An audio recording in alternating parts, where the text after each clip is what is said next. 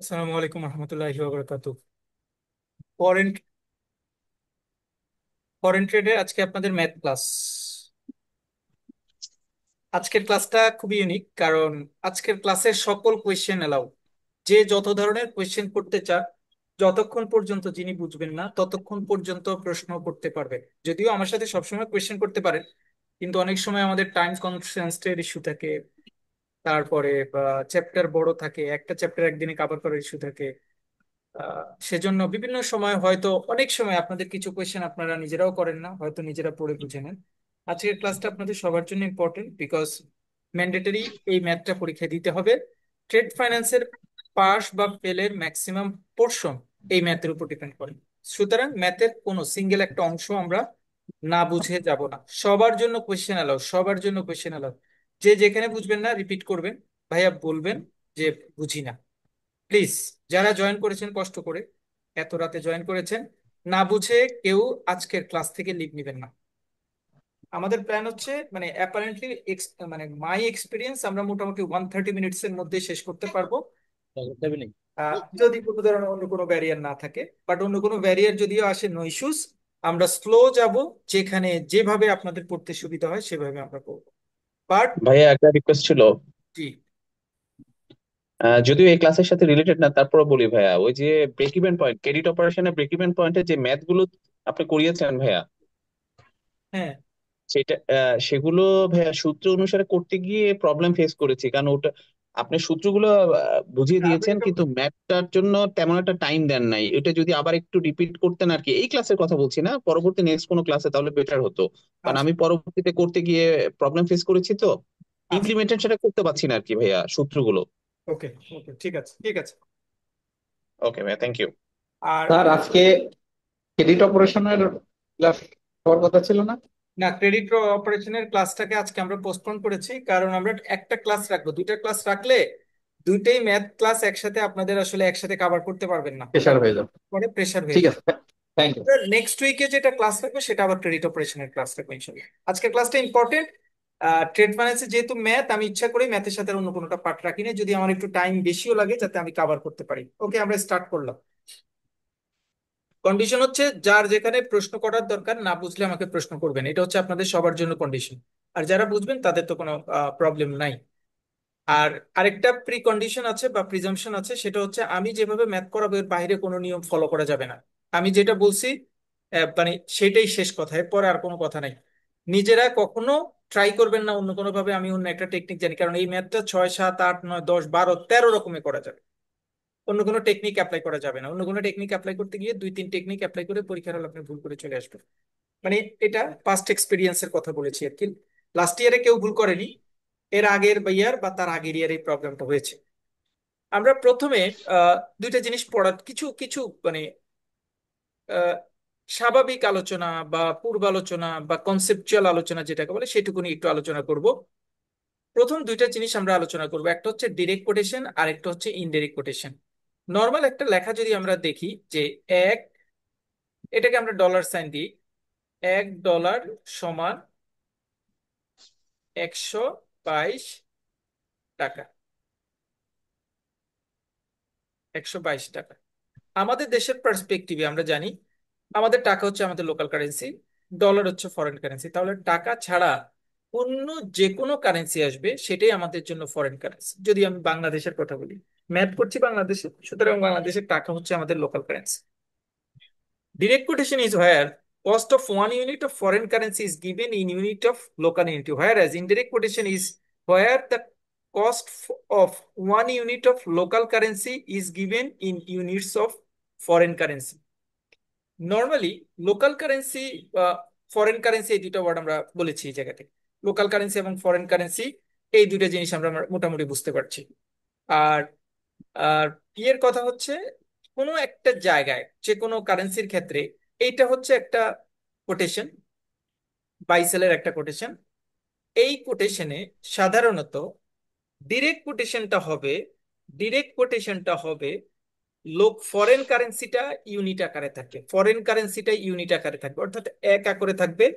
Local কারেন্সিটা ডিনোমিনেটেড আকারে থাকবে, অর্থাৎ লোকাল কারেন্সিটা আলাদা আলাদা, মানে 100, 150, 200, অর্থাৎ যে কোনো একটা অ্যামাউন্টে দেওয়া থাকবে, অর্থাৎ এক থাকবে না, তাহলেই আমরা সেই কোটেশনটাকে বলবো ডিরেক্ট কোটেশন।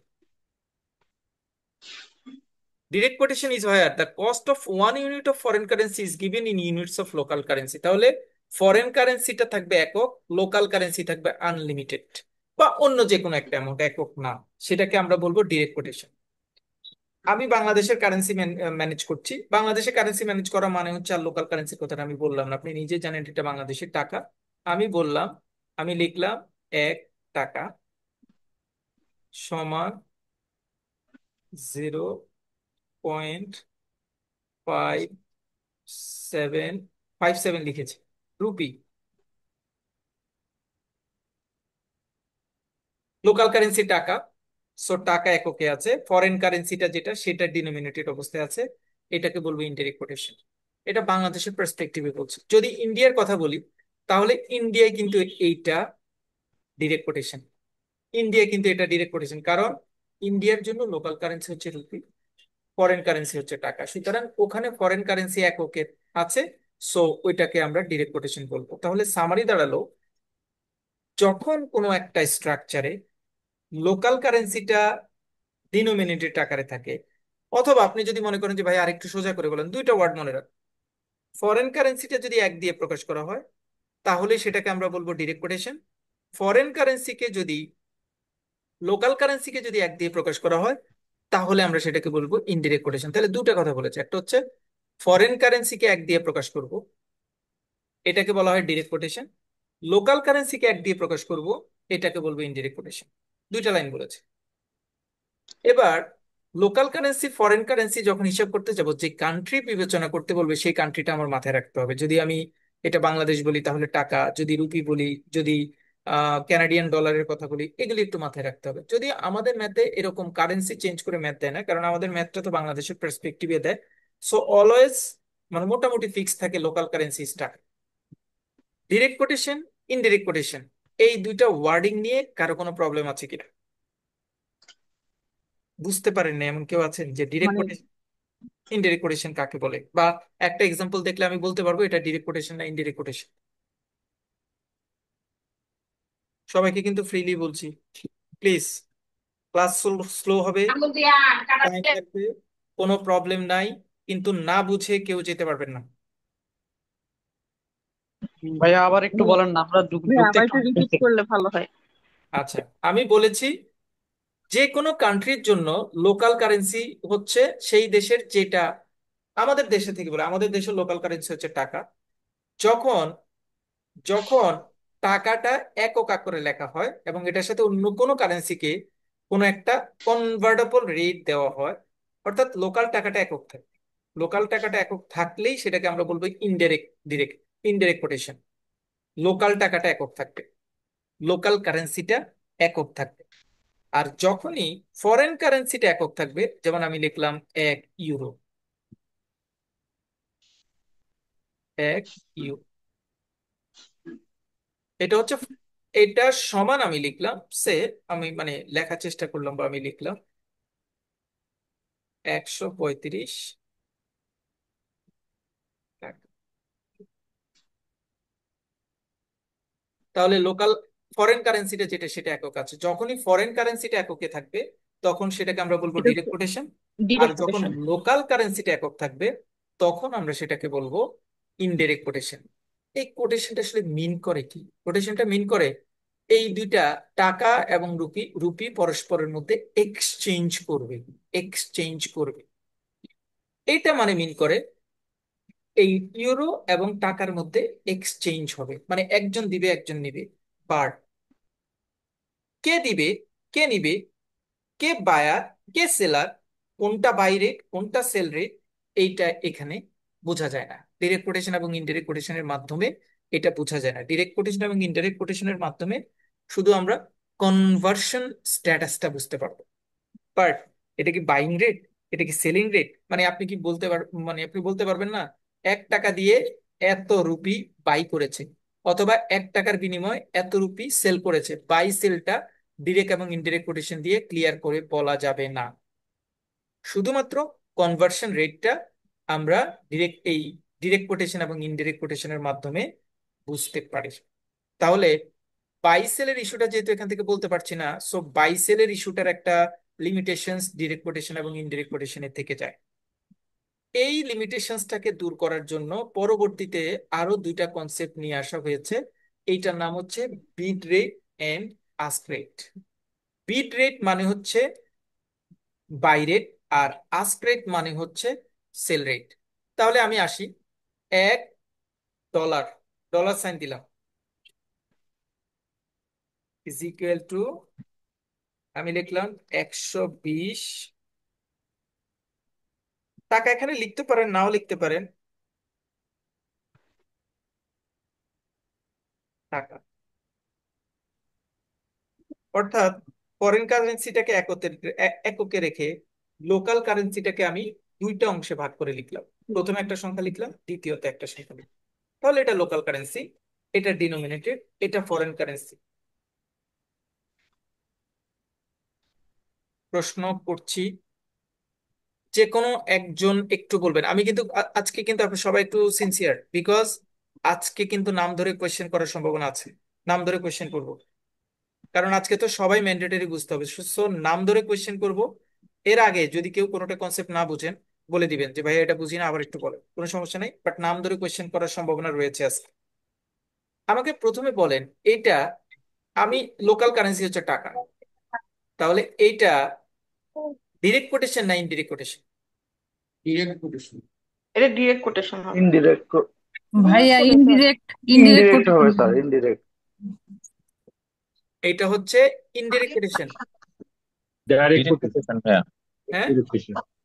এটা direct quotation. Direct direct quotation. Quotation. এটা ডিরেক্ট কোটেশন, কারণ ডিরেক্ট এখানে তো কোটেশন। ফরেন কারেন্সিটা একক হিসেবে আছে। Direct quotation. আচ্ছা, কেউ কি আছেন ইনডিরেক্ট কোটেশনের পক্ষে, যে এটা ইনডিরেক্ট কোটেশন? কেউ কি আছেন? ইনডিরেক্ট কোটেশন আমি বললাম, এটা ইনডিরেক্ট কোটেশন। কেউ কি আমার পক্ষে আছেন? না ভাইয়া নাই। নাই। কারণ আমরা জানি, বাট ডিরেক্ট কোটেশন হলে, ডিরেক্ট কোটেশন মানে হচ্ছে ফরেন কারেন্সিটা একক থাকবে। এখানে ফরেন কারেন্সিটা একক আছে। হ্যাঁ, লোকাল কারেন্সিটা একটু আগে আমরা যে একটু আগে দেখেছি যে সেটা এককে এরকম করে একটা টাকা দেওয়া ছিল, এখানে দুইটা সংখ্যা দিয়ে টাকা লিখেছে, হতে পারে। বাট মানে এটাকে বলা ডিনোমিনেটেড। তাহলে লোকাল, যেহেতু local currency denominated, it is direct quotation. প্রথম কথা স্কেল। দ্বিতীয় হচ্ছে, যখনই লোকাল কারেন্সিটা অথবা ফরেন কারেন্সিটা, অন্যভাবেও যদি আমি বলি, আমি যদি বলি এরকমও বলতে পারতাম, $1 সমান 0.5, টান দিয়ে লিখলাম 0.53 রুপি। এবার বলেন, এইটা দুই নম্বরটা ডিরেক্ট কোটেশন না ইনডিরেক্ট কোটেশন? Indirect quotation. এটা indirect indirect quotation. Quotation. Indirect quotation, very good, very good. এখানে যেরকম থাকুক, ডিনোমিনেটেড থাকলো। আমি আসি এবার, যখনই দুইটা সংখ্যা দিয়ে ইন ডিনোমিনেশন দেওয়া থাকে, সেই দুইটা সংখ্যার প্রথম সংখ্যাটাকে বলা হয় বাই রেট, দ্বিতীয় সংখ্যাটাকে বলা হয় সেল রেট। বাই রেটটার আরেকটা নাম হচ্ছে বিড রেট, সেল রেটের আরেকটা নাম হচ্ছে আস্ক রেট। বাই রেটটা সব সময় ছোট হয়, সেল রেটটা সব সময় বড় হয়। তাহলে কোনো একটা কোম্পানি, কোনো একটা কোম্পানি, মানে এই এই কথাটা দিয়ে এবার বোঝানোর চেষ্টা করা হচ্ছে, $1 বিনিময়ে, এবং এই এই যে বাইসেলটা, ফরেন কারেন্সি বাইসেল করার এখতিয়ার আছে ব্যাংকের, এখতিয়ার আছে কারেন্সি হাউসের, আর কারো নাই কিন্তু। সো আমরা এই যে বাইসেলটা সব সময় ব্যাংকের জায়গা থেকে চিন্তা করবো। এই যে আমি বাইসেল বলছি, এটা আমি বাইসেলের কথাটা বলবো, বাইসেলের কথা বলবো। সবাই কোশ্চেন করছেন, সবার মানে সবাই আনমিউট, ইট ইজ অ্যালাউড।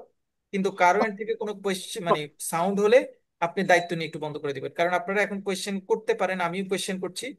আপনারা আনমিউট থাকলে কোনো প্রবলেম নাই আমার, বাট আনমিউট, আপনি অন্য কোনো সাউন্ড আসলে আপনি নিজ দায়িত্বে একটু মিউট করে নেবেন। ব্যাংক $1, যদি $1 বিনিময়ে টাকা, ব্যাংক যদি ডলার সেল করে, তাহলে সে টাকা নিবে। মানে কাস্টমারের কাছে ডলার দিয়ে টাকা নিবে।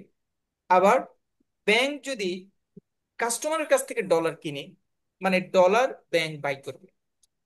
খুব সিম্পল কথা, পৃথিবীর রেকর্ড এটা বলে সকল মানুষ, আমি আপনি, ফেরেস্তারাও, বা অন্য কোনো জগতের যে যদি কেউ কাউকে আপনি আনেন, যে আমি কোনো একটা জিনিস বাই করব আর সেল করব, বাই সবসময় কম দামে করবে, সেল সবসময় বেশি দামে করবে, পৃথিবীর সকল, এটা নর্মাল নিয়ম।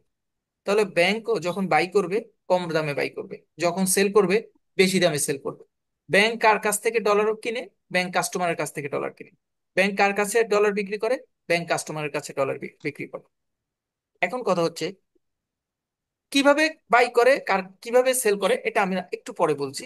তাহলে ব্যাংক যখন কাস্টমারের কাছ থেকে ডলার কিনবে অথবা ফরেন কারেন্সি কিনবে, তখন সে সবসময় কম রেটে কিনবে। এই কম রেটটাকে বলা হয় বাই রেট, যেটা প্রথমে দেওয়া থাকে। আর ব্যাংক যখন কাস্টমারের কাছে কোনো ফরেন কারেন্সি সেল করবে, তখন সে বেশি দামে সেল করবে, যেটাকে বলা হয় আস্ক রেট। বাই রেটের আরেকটা নাম বিড রেট, সেল রেটের আরেকটা নাম হচ্ছে আস্ক রেট। ব্যাংক সবসময় কম রেটে বাই করে, ব্যাংক সবসময় বেশি রেটে ফরেন কারেন্সি সেল করে। এখানে ফরেন কারেন্সি বাই সেলের কথাটা আসে। এবার কথাটা আসি, আসলে বাই সেল এখানে আসে কোন যুক্তি থেকে? দুইটা কথা, আমরা দুইটা এন্টিটি জানি। একটা এন্টিটি হচ্ছে ইম্পোর্টার, আর একটা এন্টিটি হচ্ছে এক্সপোর্টার। আমরা পড়ে আসছি, ইম্পোর্টার হচ্ছে যে বাহির থেকে প্রোডাক্ট নিয়ে আসে। বাহির থেকে যখন প্রোডাক্ট নিয়ে আসে, তার কমিটমেন্ট থাকে বাহিরের এন্টিটিকে সে যেই কারেন্সিতে এলসিটা ওপেন করে সেই কারেন্সিতে পেমেন্টটা দিবে। ধরেন চায়না থেকে একটা এলসি ওপেন করেছেন, আমি ইম্পোর্টার, আমি চায়না $10,000 একটা এলসি ওপেন করেছি, আমি চায়নার ওই সাপ্লায়ারকে বলছি তোমাকে আমি $10,000 দিয়ে দিব। এবার ব্যাংক যখন, কাস্টমার যখন ব্যাংকের কাছ থেকে ডকুমেন্টটা নিয়ে নেয়, তখন কাস্টমার ব্যাংকে বলে ভাই আমি তো কমিটমেন্ট করা ছিল সাপ্লায়ারকে, যদিও আপনি কমিটমেন্ট করেছেন অ্যাজ এ ব্যাংক, বাট আমার কমিটমেন্ট ছিল যে তাকে আমি ফরেন কারেন্সি দিব। এখন আমার কাছে তো টাকা আছে, কারণ বাংলাদেশে তো প্রিভিলেন্স কারেন্সি হচ্ছে টাকা, আমার কাছে টাকা আছে কিন্তু তাকে দিতে হবে ডলার। এখন এটা কি করব? তখন ব্যাংক বলবে যে ঠিক আছে আপনি আমাকে টাকা দেন, আমি আপনার কাছে ডলার সেল করি। তাহলে ইম্পোর্টারের কাছে ব্যাংক ডলার সেল করে, ওখানে এই রেটটা applicable, ask rate. Dollar sell করে কি করে? ডলার নিয়ে কি ইম্পোর্টার চলে যায়, গিয়ে চায়না গিয়ে ওকে দিয়ে আসে? না, যায় না। সে ব্যাংকে বলে ঠিক আছে এই যে আমি টাকা দিচ্ছি, ভাই তুমি ডলারটা কিনে, তোমার কাছে আছে ডলার, ঠিক আছে তুমি কিনে এটা একটু চায়নাতে পাঠানোর ব্যবস্থা করো। ব্যাংক তখন পাঠানোর ব্যবস্থা করো। আমি বলার চেষ্টা করছি, ইম্পোর্টের সাথে আস্ক রেটটা জড়িত। রিভার্স, যদি এক্সপোর্টারের কথা বলি, এক্সপোর্টার, বাংলাদেশের এক্সপোর্টার কি করে? কানাডাতে ধরেন এক্সপোর্ট করলাম, কানাডাতে আমি কাপড় এক্সপোর্ট করলাম, শার্ট এক্সপোর্ট করলাম। তাহলে কানাডান অথরিটি কি করে? বাংলাদেশে আমি যে অ্যাকাউন্ট বলি সেই অ্যাকাউন্টে টাকা পাঠায়, ডলার পাঠায়। ডলার এসে জমা হলো, আমার যে ব্যাংকের মাধ্যমে আমি ডকুমেন্ট এন্ট্রি করেছি সেখানে $10,000 এসে জমা হয়েছে। জমা হওয়ার পরে অ্যাজ এ এক্সপোর্টার আমি ব্যাংকে গেলাম, যাওয়ার পরে আমি বললাম যে আমার তো $10,000 আসছে। ব্যাংক বলবে যে ঠিক আছে $10,000 নিয়ে যাও। কাস্টমার বলবে যে না আমি ডলার নিয়ে কি করবো, ডলার নিয়ে তো আমি বাজারে মাছ, তরি তরকারি বা সবজি কিছু কিনতে পারবো পারবো না, আমাকে টাকা দেন। তাহলে টাকা দিব কিভাবে? মানে আমি যে ডলারটা কানাডা থেকে আসছে আমার নামে, সেই ডলারটা আমি আপনার কাছে সেল করে দিতে চাচ্ছি। ব্যাংক এখানে ডলারটা বাই করছে।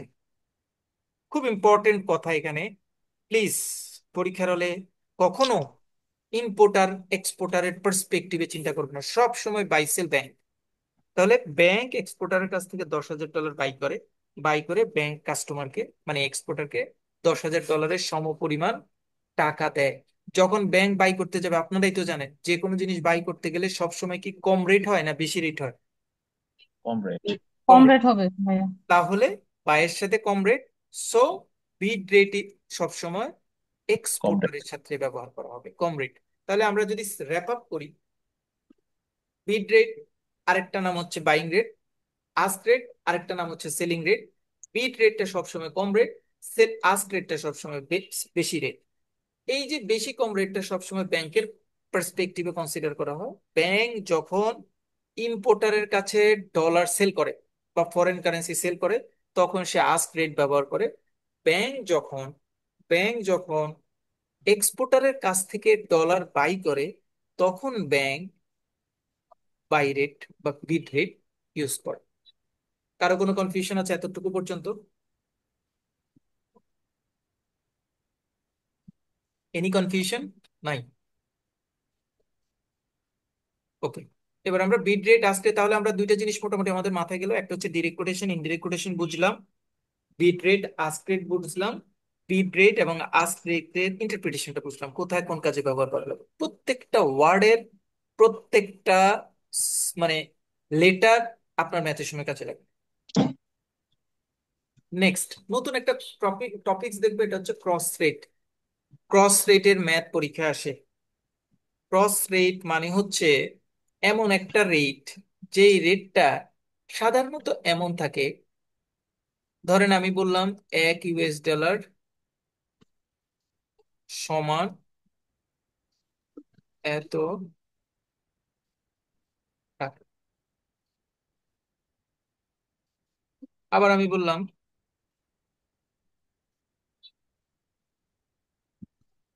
সেটা বলছি না, 1 ইউরো, এটা আসলে আমি ইউরো লেখার চেষ্টা করেছি, ইউরো সমান 141 টাকা। এটা ডিরেক্ট কোটেশন সিঙ্গেল দিয়ে লিখেছি, এটা ডাবলও থাকতে পারে, বাইং এবং সেলিং রেট দিয়েও থাকতে পারতো, আমি দেখানোর চেষ্টা করেছি। তাহলে এখানে দুইটা কোটেশন দেওয়া, একটা কোটেশনে ডলারের সাথে টাকার কম্বিনেশন, আরেকটা মধ্যে ইউরোর সাথে টাকার কম্বিনেশন। প্রশ্ন আমার আপনাদের কাছে, এটার কোনটা ডিরেক্ট কোনটা ইনডিরেক্ট? দুইটাই ডিরেক্ট। একজন, দুইটাই ডিরেক্ট। হ্যাঁ হ্যাঁ, দুইটাই ডিরেক্ট। ওকে, তার মানে ডিরেক্ট ইনডিরেক্ট কোটেশনটা সবার ক্লিয়ার হয়েছে, দুইটাই ডিরেক্ট। মানে কোয়েশ্চেনটা বড় ধরনের গুগলি হয়েছে, মানে আমি কোয়েশ্চেনটা করেছি এর মধ্যে কোনটা ডিরেক্ট কোনটা ইনডিরেক্ট, তার মানে কোনোটা ডিরেক্ট কোনটা ইনডিরেক্ট আছে এরকম মনে হচ্ছে, আসলে না, দুইটাই ডিরেক্ট। ওকে, দুইটি ডিরেক্টের মধ্যে আমি নোটিফাই করছি $1 সমান 120 টাকা। সো ডলারের সাথে টাকার কম্বিনেশন আর ইউরোর সাথে টাকার কম্বিনেশন, তাহলে ইউরোর সাথে টাকার যেহেতু কম্বিনেশন, সো এখানে আসলে তিনটা কারেন্সির কম্বিনেশন আছে, ডলার, ইউরো এবং টাকা। মিনওয়াইল দুইটা কারেন্সি কিন্তু সেম।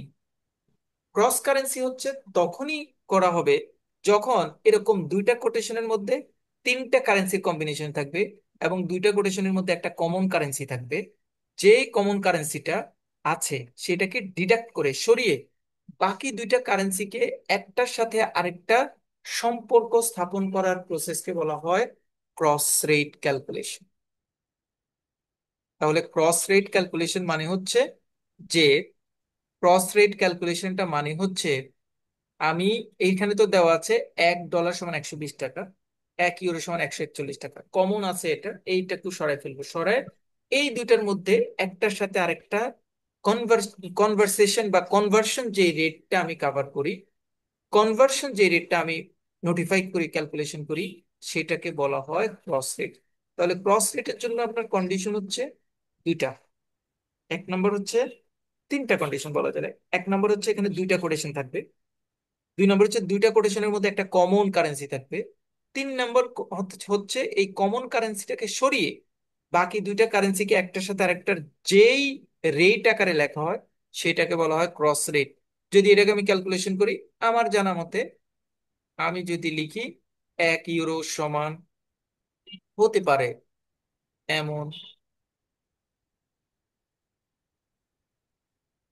এটাকে আমি বলবো ক্রস রেট। ক্রস রেটের আমি ম্যাথ করব, আমি জাস্ট একটু কনসেপ্টটা দেখিয়েছি, এইটাকে বলবো আমি ক্রস রেট।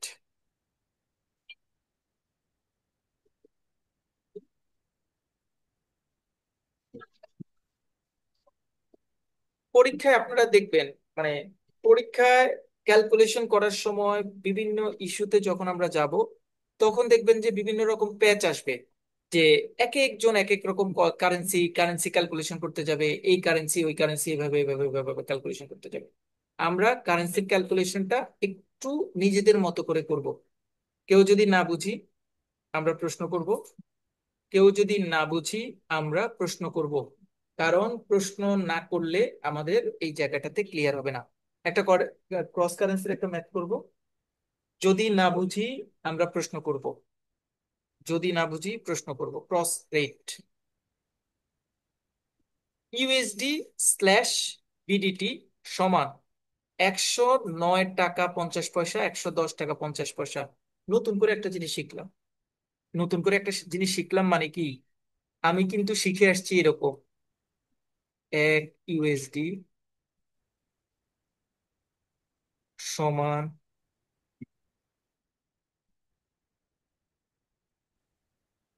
109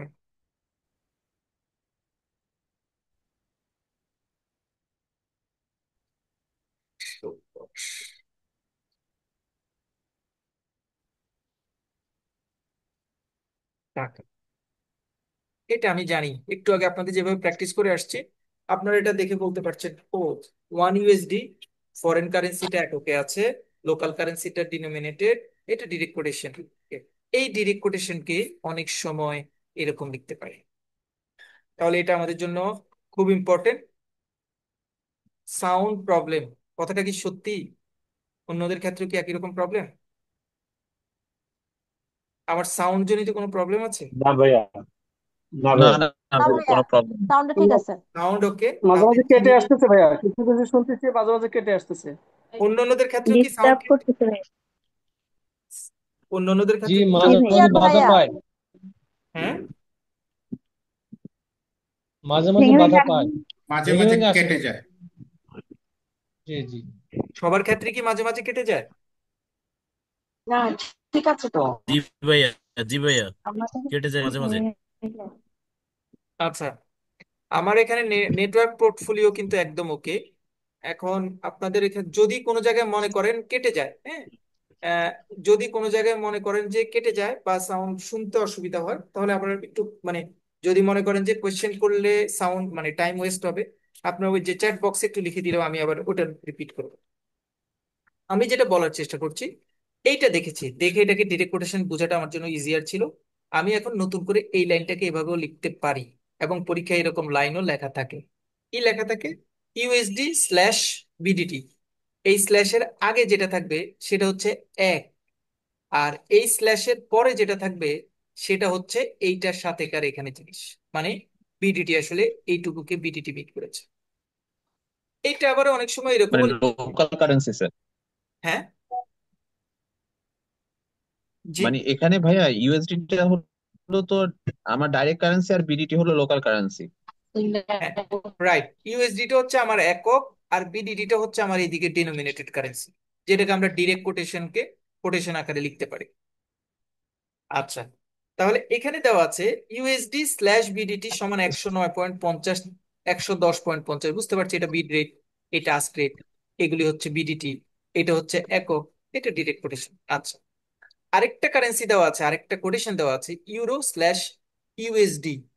ইউরো/ইউএসডি সমান, এইভাবে দেওয়া আছে। আমাকে এবার বলেন তো, এই যে এটা, এটা কি ইউরো না ইউএসডি? এগুলির পাশে আসলে কি লিখবো, ইউএসডি না ইউরো? এগুলি, ওইগুলো ইউএসডি ভাইয়া। এগুলি ইউএসডি। এটা অর্থাৎ আমি ইউএসডি। এই লাইনটাকে যদি এই লাইনের মতো করে লিখতে চাই, তাহলে আমি লিখবো 1 ইউরো। এই যে ইউরো কথাটা আপনি আগে লিখলেও হবে, পরে লিখলেও হবে, কোনো সমস্যা নাই। আমি লিখবো 1.075, জিরোটা লিখলাম না।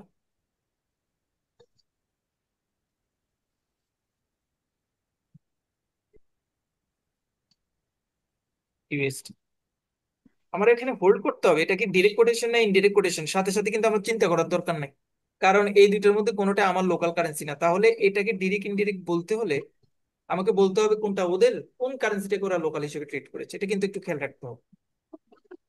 তাহলে এটাকে আমি ডিরেক্ট ইনডিরেক্ট কিছু বলতে পারবো না এখন আপাতত, আমার বলার দরকারও নেই, কারণ এখান থেকে আমাকে ডিরেক্ট ইনডিরেক্ট কোটেশন আসবে না পরীক্ষায়। আমি জানি যে এই দুইটা কোটেশন দেওয়া আছে, দেওয়ার পর আমাকে ক্রস রেটটা বের করতে বলছে। ক্রস রেটটা বের করার ক্ষেত্রে আমি যে তিনটা কন্ডিশন জানি, সেই তিনটা কন্ডিশনের দিকে একটু আগাই, নিজের মতো করে আগাই। প্রথম কন্ডিশনটা দেওয়া ছিল দুইটা কোটেশন দেওয়া থাকবে, দুইটা কোটেশন দেওয়া আছে, ফাইন। 2 নম্বর কোটেশন, 2 নম্বর কথা হচ্ছে একটা কমন কারেন্সি থাকবে। খুব ইম্পর্টেন্ট কথা, একটা কমন কারেন্সি থাকবে। দুইটার মধ্যে কি কমন কারেন্সি আছে বলেন তো? দুই জায়গার ইউএসডি। মধ্যে আছে। USD. USD. Very good, USD. সবসময় মনে করতে হবে না যে বিডিটি কমন কারেন্সি, এটা মানে ফিক্সড না। ইউএসডি। এটা তো ইউএসডি। আমার ম্যাথ আমাকে যেদিকে নিবে আমি সেদিকেই যাবো। সো ভাইয়া ইউএসডি হচ্ছে কমন কারেন্সি। 3 নম্বর প্ল্যান হচ্ছে যেইটা কমন কারেন্সি সেটাকে সরিয়ে দিব, বাকি দুইটার যে কম্বিনেশন ক্রিয়েট যদি করতে পারি তাহলে সেটাকে আমরা বলবো ক্রস রেট। তাহলে বাকি দুইটা আছে কি, ইউরো আছে, বিডিটি আছে। এখন কথা ক্রস হচ্ছে রেট, আমি যে রাইট। ক্রস রেটটা বের করব সেটা কি একটা দিয়ে বের করব না দুইটা দিয়ে বের করব। ম্যাথে যদি দুইটা দেওয়া থাকে তাহলে দুইটা দিয়ে বের করব। ম্যাথে যদি এখানে একটা দেওয়া থাকতো, মানে দুইটা বলা না থাকতো, বিড আর আক্স না বলা থাকতো, শুধু বিড বিড বলা থাকতো অথবা আক্স বলা থাকতো, একটা থাকতো, আমি ক্রস রেটটাও একটা বের করব। তাহলে মূলত ম্যাথ আমাকে যে দিকে যেতে বলবে আমি ওই দিকে যাব। আমার নিজের কোনো চিন্তাধারা এখানে কোনো ধরনের ব্যাখ্যা করার জন্য না। আমি যেটা প্রসেস জানি সেই প্রসেস অনুযায়ী আমি আগাবো। ম্যাথ আপনি আপনাকে ফাইনাল ডেস্টিনেশনে নিয়ে যাবে। তারপরের কথা, আমি এখন দুইটা ক্রস কারেন্সি করতে যাব। ক্রস কারেন্সি করতে গিয়ে এইটা কিন্তু আমি বের করিনি, তারা বলছে ক্রস কারেন্সি বের করতে। তারা পরীক্ষার হলে আপনাকে বলে দিতে পারে যে ইউরোটা আগে, বিডিটিটা পরে। এটা ওরা বলে দিতে পারে, আপনার মানে চিন্তা করার দরকার নেই। মানে ওরা বললো, যেমন এখানে বলছে 1 ইউরো সমান কত বিডিটি, এটা বের করতে বলছে। এমনও বলতে পারতো 1 বিডিটি সমান কত ইউরো, এটাও বের করতে বলতে পারতো। আমি জানি আমার এটা হচ্ছে আসলে ম্যাথ, যে এটার ক্রস রেট বের করতে বলছে। তো আমি দেখলাম ইউরোটা আগে, সো ইউরো একক, বিডিটিটা পরে, তার মানে এই দিক থেকে বিডিটি রেজাল্ট বের। ওকে, এবার আমি রেজাল্টের দিকে যাচ্ছি। আমি বারবার বলছি ম্যাথ আমাকে যেদিকে নিতে চায় আমি সেই দিকে যাব, আমি জোর করে যাব না। এটা আমি করিনি, এটা আমি করিনি। আমাকে ওরা প্রশ্নের মধ্যে বলে দিবে যে euro slash BDT cross rate বের করো, অথবা বলে দিবে, এইভাবে বলতে পারে যে 1 ইউরোতে বিডিটির ক্রয় এবং বিক্রয় মূল্য বের করো। তার মানে ইউরোকে 1 বলেছে, তাহলে স্ল্যাশের আগে থাকবে ইউরো, স্ল্যাশের পরে থাকবে বিডিটি।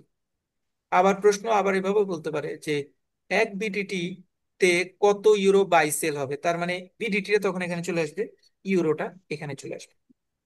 বিডিটি ইউরো কোথায় কি থাকলো এটা আমার দেখার বিষয় না, নান অফ মাই সাবজেক্ট, কোনো কনফিউশন নাই, এটা আমার দেখার বিষয় না। আমার দেখার বিষয় হচ্ছে আমি একটা ম্যাথ করতে যাচ্ছি, ইউরোকে আগে লিখেছি, বিডিটি কে পরে লিখেছি। যেহেতু এখানে দুইটা রেট আছে, আমার ক্রস রেটটা দুই রেটেই করতে হবে। এতটুকু আমি মোটামুটি ডিস্ট্রিবিউশন করে ফেললাম, মাথায় প্ল্যান করে ফেললাম। এবার এটা বিট রেট, এটা আস্ক রেট। তাহলে আমি প্রথমে ক্রস রেটের বিট রেটটা বের করব। এই জন্য লিখেছি ইউরো স্ল্যাশ বিডিটি বিট, মানে আমি বিট রেটটা বের করব, এখানকার প্রথম রেটটা বের করব, সমান রুল অফ থাম, মনে রাখতে হবে, মনে রাখতে হবে, মনে রাখতে হবে। এই নিয়মটা যদি আপনি ইউটিউবেও দেখতে চান, নিয়ার নিয়ার অ্যাবাউট 13 থেকে 15 নিয়মে দেখবেন। অন্য কোনো কোনো জায়গায় কোনো ক্লাস কোনো কিছু যদি দেখেন এরকম 13-14 রকম দেখবেন, সলিউশন যদি দেখেন একই রকম দেখবেন। আমরা ভেঙে ভেঙে করব, কারণ পরীক্ষার হলে অনেক সময় ডিরেক্ট কোটেশন ইনডাইরেক্ট কোটেশন নিয়ে প্যাচ করে ফেলে। আপনি যদি কোনো একটা নির্দিষ্ট নিয়ম ফলো করে যান, যেই ম্যাথই আসুক না আপনি ওখানে ফেলে দিবেন। আমি কিন্তু বারবার বলেছি বিডিটি এখানে ইউরো এখানে দিলে আমার কিছুই নাই, আমার মাথা ব্যথার কোনো ব্যাপার না, ম্যাথ যেদিকে যাবে আমি সেদিকে যাবো। কিন্তু আপনি যদি কনস্ট্যান্ট কোনো নিয়মে পড়ে থাকেন যে ডিরেক্ট কোটেশনাল হলে এরকম হবে, ইনডিরেক্ট কোটেশন এরকম হবে, পরীক্ষার হলে যদি আপনি ডিরেক্ট ইনডিরেক্ট কোটেশন আইডেন্টিফাই করতে গিয়ে প্রবলেম হয় তাহলে পুরো ম্যাথটা zero. Euro slash BDT bid rate বের করব, সমান সমান দিব, এটা rule of thumb, important formula. স্ল্যাশের আগে যেটা থাকবে সেটা প্রথম ঘরে বসবে, একটা দাগ দিয়ে উপরের ঘরে বসবে। স্ল্যাশের পরের ঘর যেটা থাকবে সেটা আবার একটা ক্রস দিয়ে এই ডান দিকে আমি একটা ঘর লিখবো, সেটা নিচে বসবো। মানে এই ম্যাথটা করার জন্য আপনি পরীক্ষার হলে যখন যাবেন বিট রেট বের করবেন, আপনার কাজ হচ্ছে, প্রথম কাজ এই, এটা করবেন। এটা হচ্ছে আপনি লেখাটা প্রথমে এভাবে লিখবেন, অন্য কোনো কাজ নাই, লিখবেন। আমি তো বিট বের করতেছি, এই জায়গায় প্রথম যে ঘরটা থাকবে সেটা এখানে বসবে, আর এইটা বসবে এখানকার নিচে। বাকি দুইটা ঘর, এটার উপরের ঘর এটা নিচের ঘর ফাঁকা, এই দুইটা ঘরে বসবে ওই যে কমন একটা কারেন্সি নাম দেওয়া ছিল সেটা। তাহলে এখানে কমন কারেন্সি দেওয়া আছে ইউএসডি, আমি এই ঘরে ইউএসডি লিখবো, এই ঘরে ইউএসডি লিখবো, সেরকমই লিখেছি দেখেন, euro USD cross USD BDT. কোনো ফর্মুলা না, কোনো ফর্মুলা না, এটা প্লিজ নো ফর্মুলা। আমি শুধু জানি যে দুইটা দাগ দিব, ক্রস করব, তারপরে স্ল্যাশের প্রথম সংখ্যাটা উপরে লিখবো, স্ল্যাশের দ্বিতীয় সংখ্যাটা নিচে লিখবো। বাকি যে দুইটা কমন ঘর আছে সেই দুইটা কমন ঘরে কমন মানটা হচ্ছে ইউএসডি। নেক্সট বিট বের করছি, দুইটাকে ব্র্যাকেট দিয়ে বিট লিখে দিলাম। এবার চলে আসি পরের কাজে। আমার এখানে দুইটা মান দেওয়া আছে, এই দুইটা মানের মধ্যে এখানে যদি কোনো মানের সাথে কোনোটা মিলে যায় সেই মানটা সেখানে বসাই দিই। যদি কোনোটা ফরচুনেটলি মিলে যায়, না মিললে সমস্যা আছে, না মিললে আমি টেকনিক্যালি যাব। যদি মিলে যায় আমার জন্য ম্যাথটা সোজা হবে। এটা বলেছে ইউরো স্ল্যাশ ইউএসডি। আপনারা তো জানেন যে ইউরো স্ল্যাশ ইউএসডি, এই কথা আর এই কথা একই জিনিস। কারণ স্ল্যাশ মানে ভাগ, ভাগটাকে এভাবেও দিতে পারি এভাবেও দিতে পারি। তাহলে ইউরো ভাগ ইউএসডি, এরকম কোন লাইন এখানে পাই কিনা একটু খুঁজে দেখি। প্রথমটা হচ্ছে ইউরো ইউএসডি না, এটা হচ্ছে ইউরো ভাগ ইউএসডি। এই হুবহু মিলে গেছে, হুবহু মিলে গেছে। এটা নিচে বলা আছে বিট, তাহলে ইউএসডি স্ল্যাশ ইউরো স্ল্যাশ ইউএসডির বিট রেট যেটা, সেই মানটা আমি কাউন্ট করব। ম্যাথ আমাকে যেদিকে নিচ্ছে আমি কিন্তু সেই দিকে যাচ্ছি, বারবার বলছি। এই মানটা এখানে লিখেছি ইনটু ইউএসডি স্ল্যাশ বিডিটি। দেখি তো কোনো জায়গায় মিল আছে কিনা। হুবহু মিল থাকতে হবে, যেমন এখানে যেমন ইউএসডি আগে, যদি কোনোটা মিল করতে চান ইউএসডিটা আগে থাকতে হবে, কিন্তু না হলে ভুল আছে। USD slash BDT, USD slash BDT, ও মা, এটাও তো হুবহু মিল আছে। তাহলে USD slash BDT is okay. Bracket দিয়ে এটা হচ্ছে বিট রেট, এই দুইটার মধ্যে আমি জানি বিট রেট এটা, তাহলে এই রেটটা এখানে বসিয়েছে। তারপরে দুইটা মাল্টিপ্লাই করব, ইউরো স্ল্যাশ বিডিটির বিট রেট বের হয়ে গেছে। কারো কোনো কনফিউশন আছে? পরের প্রশ্ন নিচ্ছি, এখন প্রশ্ন নিব না, আমি পরের পার্টটা করার পরে প্রশ্ন নিব। তাহলে বিট রেট বের হয়ে গেল, আস্ক রেটে যাব। Ask rate, ask rate sound হলে সবাইকে কিন্তু আনমিউট করে দিব, হ্যাঁ? সাউন্ডের ক্ষেত্রে সবাই একটু সিনসিয়ার থাকবে। Ask rate euro slash BDT বের করতে বলেছে। আস্ক রেট আমরা জানি, এটা উপরে কমন জায়গায় ইউএসডি নিলাম, নিচে বিডিটি নিলাম। যেহেতু এখানে আস্ক রেট বের করছে, আস্ক আস্ক লিখলাম। এবার আমি দেখি হুবহু কোনো মান মিল পাই কিনা। দেখি এখানে কি লিখেছে, euro slash USD, euro slash USD হুবহু মান আছে।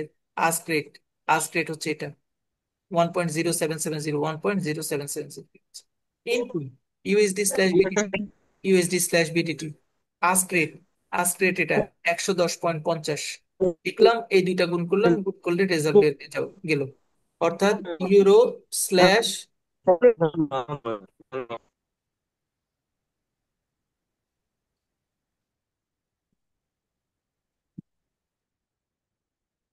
তাহলে ইউরো স্ল্যাশ বিডিটির মানটা এই দুইটার গুণফল, এটা হচ্ছে ask rate.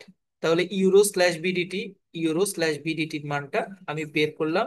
Euro slash BDT is equal to এই ওই এই দুইটার মধ্যে যেটা বিট রেট সেটাকে আমি আগে লিখেছি, আর যেটা আস্ক রেট সেটাকে আমি পরে লিখেছি। রেজাল্ট শেষ। ভাইয়া, একটা কোশ্চেন ছিল। না, এখন কোশ্চেন করা যাবে না। আমি মাইনাসটা কেন দিয়েছেন? এইখানে এটা মাইনাস এটা দিয়েছেন এটা? না না, এটা নিচে নিচে ভাইয়া, এটা মাইনাস, নিচে, হ্যাঁ। মাইনাস না। না, এটা হচ্ছে আমাদের এই যে কোটেশন লেখার ক্ষেত্রে যে আমরা মাঝখানে একটা রেঞ্জ দিই, ও এটাকে আচ্ছা, রেঞ্জ বলে। ও আচ্ছা, রেঞ্জ, ঠিক আছে। রেঞ্জ মানে এটা বাই রেট, এটা সেল রেট, এই দুইটার রেঞ্জটাকে বোঝানোর জন্য এই চিহ্নটা দেয়। ঠিক আছে? হ্যাঁ, এটা হলো স্প্রেডটা, হ্যাঁ, তাই তো? বাইং আর সেলিং এর স্প্রেডটা যেটা। সবাই কি বুঝতে পেরেছি? কারো কোনো সমস্যা আছে?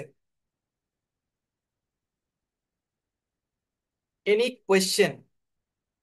আমি বলেছি ম্যাথ আমাকে যে দিকে নিচ্ছে আমি সেই দিকে যাচ্ছি। এখন আমি নিজে একটু ইচ্ছে করে এই ম্যাথটাকে একটু চেঞ্জ করে দিচ্ছি। পরীক্ষার হলে আসলো আমি একটু শর্ট করে লিখি, হ্যাঁ। বি মানে, ভাইয়া একটা প্রশ্ন ছিল। হ্যাঁ বলেন। ইউরো স্ল্যাশ বিডিটি এটা তো মেতে আপনাকে নির্দেশনা দিবে, তাই না?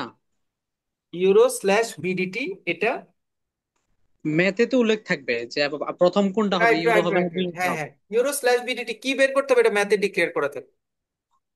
আচ্ছা এ- আচ্ছা, ঠিক আছে। এখন ম্যাথ মানে এইটার যখন আমরা ফাইনালি এই যেই জায়গায় চলে আসছি, এটা মানে এখন বোঝানোর চেষ্টা করছি যে 1 ইউরো, 1 ইউরোর বাইং রেট হচ্ছে 117 টাকা, 117.7125 টাকা।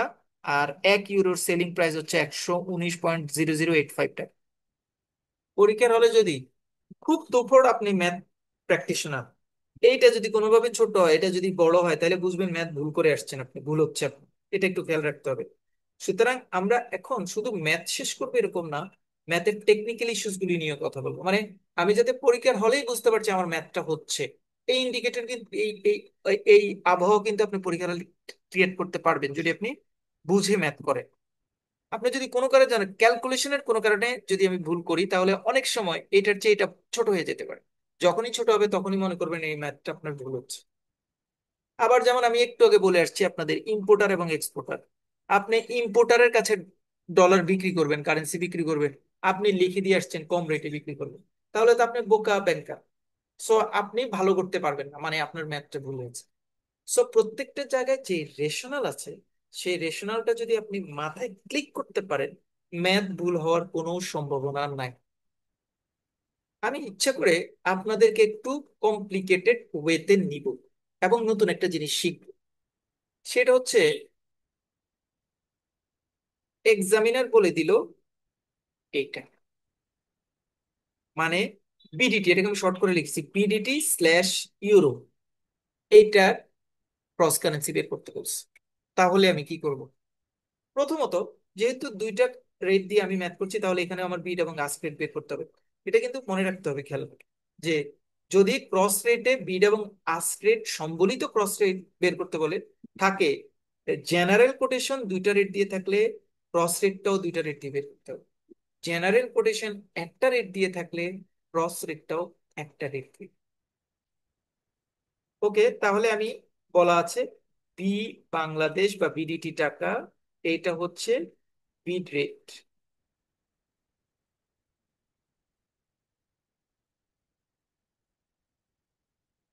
আমি তো কিছু জানি না আর কি, এমনি মানে শুধু কনসেপ্টটা যেটা আছে সেটা দিয়ে আগাচ্ছি।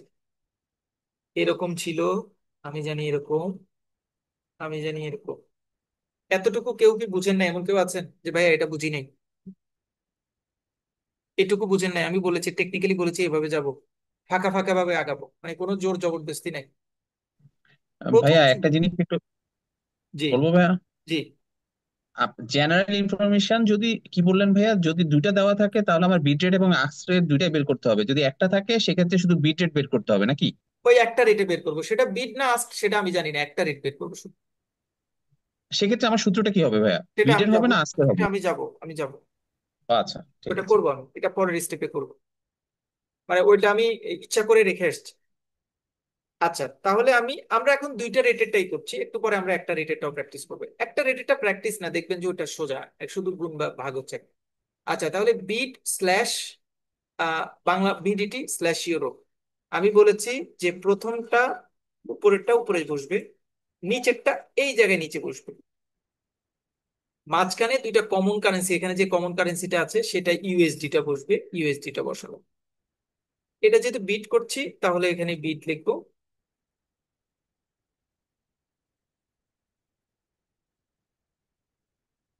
আর এইটাও বিট, কারণ আমি বিটের ম্যাথ করছি। কেউ বুঝেন না এমন কেউ আছেন এখানে? এই লাইনটা বুঝেন নাই? নাই? Good. পরে দেখবো যে এই জায়গাটার সাথে হুবহু মিলে গেলে আমার জন্য সুবিধা, আর না মিললে কিন্তু ঝামেলা আছে।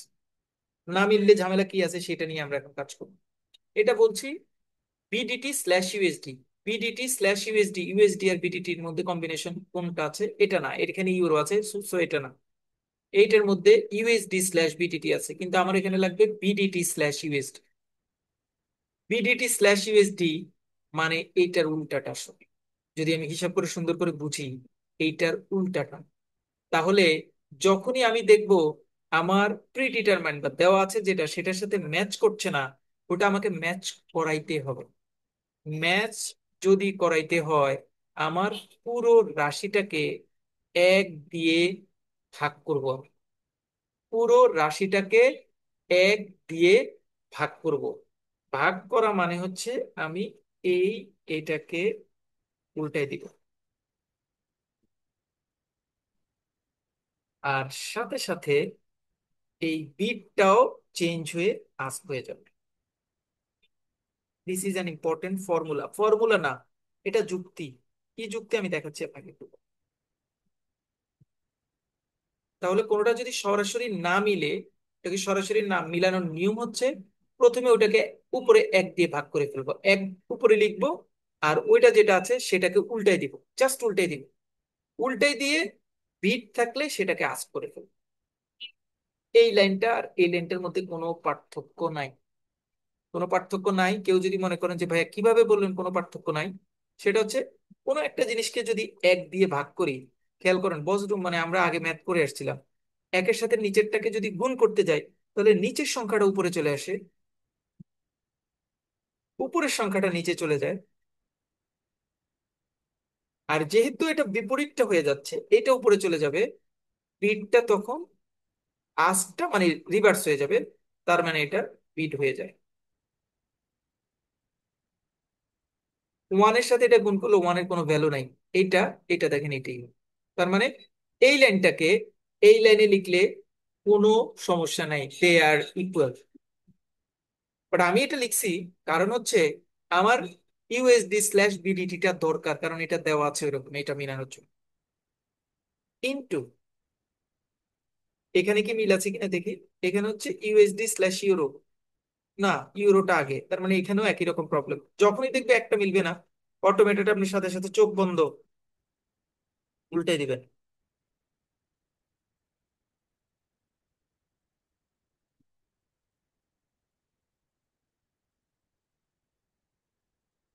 আচ্ছা, সবাই ক্লিয়ার? এই ভাইয়া লাইন, এটা উল্টে দেওয়ার কারণে বিট আস্ক হয়ে গেছে, জিনিসটা রাইট কি রাইট এরকম? Right right right. ওকে। এবার মান বসাবো, আর কোনো ঝামেলা নাই। উপরে আছে 1, নিচে ইউএস ইউএসডি/বিডিটি, এবারে ওই যে এটার সাথে মিলে গেছে, বাট এটার সাথে লেখা আস্ক, তাহলে আমি এই রেটটা নিব, বিট রেটটা কিন্তু নেওয়া যাবে। মানে আমি বলছি ম্যাথ আমাকে যেই দিকে নেয় আমি ওই দিকে যাবো। এখানে আস্ক লেখা, সো আস্ক লিখবো, মানে 110.50 গুণ, ভাই আমি বের করতেছি বিট, কিন্তু ফর্মুলা হয়ে গেছে আজ। ফর্মুলা হয়ে গেছে আস্ক, ফর্মুলা হয়ে গেছে আস্ক। এবার ইউরো/ইউএসডি আস্ক রেট, আস্ক রেট হচ্ছে এটা 1.077। 1 দিয়ে এটাকে ভাগ করলে যে রেজাল্ট আসবে সেটা, 1 দিয়ে এটাকে ভাগ করলে যে রেজাল্ট আসবে সেটা গুণ করলে যে রেজাল্টটা হবে, বিডিটি/ইউরোর বিট রেটটা হবে সেটা। সবাইকে বুঝতে পারছি? কারো কোনো কনফিউশন আছে? নাই? এ ভাই, এক্সামে কি ক্যালকুলেটর তো ইউজ করতে দিবে না না? হ্যাঁ হ্যাঁ এক্সামে কি ক্যালকুলেটর তো ইউজ করতে দিবে না না? হ্যাঁ, ক্যালকুলেটর তো আপনি নর্মাল ক্যালকুলেটর তো নিয়ে যেতে পারবেন, এটা ম্যাথ আপনারা নিজেরাই করতে পারবেন। 1 ভাগ, আচ্ছা আচ্ছা, মানে তাহলে তবে ভেঙে ভেঙে করতে হবে। আপনি যেমন সাইন্টিফিক থাকলে যেমন এটাকে দিয়ে ব্র্যাকেট দিয়ে এটা করতেন, পরীক্ষার হলে আপনার প্রথমে 1 ভাগ এটা লিখবেন। লিখলে আপনার একটা ধরেন রেজাল্ট আসলো 0.99, এটা আগে লিখতে হবে, এটা আগে লিখতে হবে। তারপরে মাল্টিপ্লাই 1 ভাগ এটা, এখানে ধরেন কোন একটা রেজাল্ট আসলো, যে কোনো একটা রেজাল্ট আসলো। এবার এই দুইটাকে আমি গুণ করলে রেজাল্ট হয়ে যাবে, সিম্পল। এবং এটা আপনি ক্যালকুলেটর ব্যবহার করে করতে পারেন। কার কোনো কনফিউশন আছে? নাই? নাম ধরে প্রশ্ন, সিরিয়াল আসছে কিন্তু এরপরে, মানে আমি ভাইয়া ক্লাসটা আসলে কেমন জানি একটু গোলাই যাচ্ছি। কে গোলায় যাচ্ছে? আমি মিজান। আমি আসলে একটু লেটে জয়েন করছিলাম তো। এখন আপনাকে তো আবার প্রথম থেকে আমি রিপিট করে, আপনি কি ডিরেক্ট কোটেশন, ইনডিরেক্ট কোটেশন, তারপরে হচ্ছে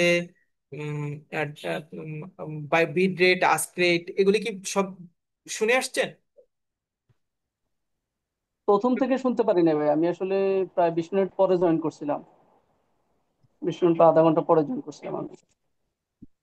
এখন আপনাদের জন্য তো আমার আবার প্রথম থেকে রিপিট করে আসতে হবে। আচ্ছা, আমি মানে রিপিট করে জাস্ট। বস এখানে একটা কোশ্চেন ছিল বস, দশমিকের পরে কয় ঘর নেবো বস? আচ্ছা, দশমিকের পরে নর্মালি আপনি চিন্তা করবেন 3 ঘর নিবেন, 3 ঘর। 2 ঘরে থাকবেন না, 3 ঘর নিবেন। ভালো কোয়েশ্চেন। দশমিকের পরে 3 ঘর নিবেন। এবং আপনি যদি দেখেন কোনো কারণে, তো ধরেন এই দুইটা গুণ করবেন। হ্যাঁ, গুণ করার পরে তো আপনি ক্যালকুলেটরে দেখছেন 0.99444 আসছে। আপনি 3 ঘর লিখে ব্র্যাকেটে অ্যাপ্রক্সিমেট ওয়ার্ডটা লিখে দিবেন। ঠিক আছে, তাহলে কোনো সমস্যা নেই আর। আচ্ছা, আমরা একটু রিপিট মানে রিভিউ দিয়ে আসবো মিজান ভাইয়ের জন্য। ভাইয়া মিজান, ভাইয়া এখানে তো ভাইয়া বিট রেটটা বের করছেন, আর্চ রেটটা দেখাবেন না ভাইয়া? আজকেরটা সেম দেখাবো, এটা আপনাদের জন্য ওয়েট করছি আর কি। মানে আপনারা বলবেন, আমি এই জন্য আপনাদের দিকে যাচ্ছিলাম, এই জন্যই যে আপনারা ওইটা বের করবেন। আমি জাস্ট লিখবো আপনারা বললে। আমি মিজান ভাইয়ের জন্য একটু জাস্ট উপর থেকে রিভিউ দিয়ে আসি 2 মিনিট, সবাই অন্যরা একটু ক্ষমা সুন্দর দৃষ্টিতে দেখবেন। জাস্ট 2 মিনিট আপনাদের জন্য, আপনাদেরও রিভিউ হয়ে যাবে। ওটা করে আমরা আজকেরটা যাবো। এবার আমরা আসলে বলার চেষ্টা করেছি এখানে 2 ধরনের রেট ইউটিলাইজ হয়, আপনি একটু মনোযোগ দিবেন। একটা হচ্ছে ডিরেক্ট কোটেশন আর একটা হচ্ছে ইনডিরেক্ট কোটেশন। ডিরেক্ট কোটেশন আসে হচ্ছে যখন কোনো একটা কারেন্সি ডেনোমিনেশনে অথবা ডিক্লারেশনে অথবা কোটেশনে ফরেন কারেন্সিটা এককে থাকে।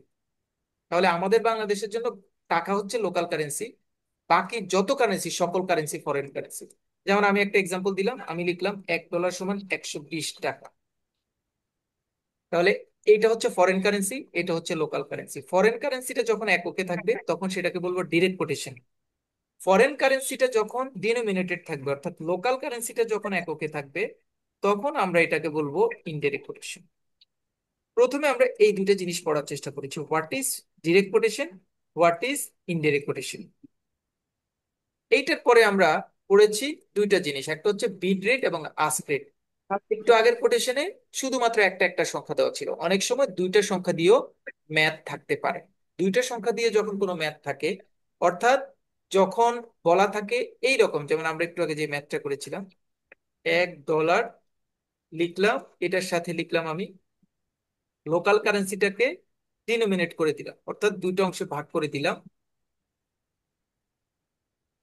এইটাকে বলা হয় বিট রেট, এইটাকে বলা হয় আস্ক রেট। বিট রেটটা হচ্ছে বাই রেট, অর্থাৎ কোনো একটা ব্যাংক, আর এই যে বাই সেলের যত ধরনের কোটেশন, এটাকে এই পুরো লাইনকে এটাকে একটা কোটেশন বল। যখন কোনো একটা কোটেশন আমার আইডেন্টিফাই করতে হয়, কোটেশনটা সবসময় ব্যাংকের পার্সপেক্টিভে করতে হয়, অর্থাৎ ব্যাংক হয় সেখানে বাই করবে, না হয় ব্যাংক সেল করবে। কাস্টমারের কোনো অস্তিত্ব সেখানে চিন্তা করা হয় না। তাহলে ব্যাংক যেহেতু পৃথিবীর সকল এন্টিটির মতো, ব্যাংকও কোনো জিনিস বাই করলে কম রেটে বাই করবে, সেল করতে করলে বেশি গেলে ব্রিটিশ রেটে সেল করবে। এই দুইটার মধ্যে এটা বেশি রেট, এটা কম রেট। সো এইটাকে বলা হয় বিড রেট, এটাকে বলা হয় আস্ক রেট। বিড রেটের আরেকটা নাম হচ্ছে বাইং রেট, আস্ক রেটের আরেকটা নাম হচ্ছে সেলিং রেট। এই কোটেশনটা আমি দেখছি ফরেন কারেন্সিটা একক, তাহলে এটাকে আমরা বলবো ডিরেক্ট কোটেশন, কারণ এটা আমাদের দেশের সাথে অ্যালাইন। আমাদের দেশের কারেন্সিটা হচ্ছে টাকা।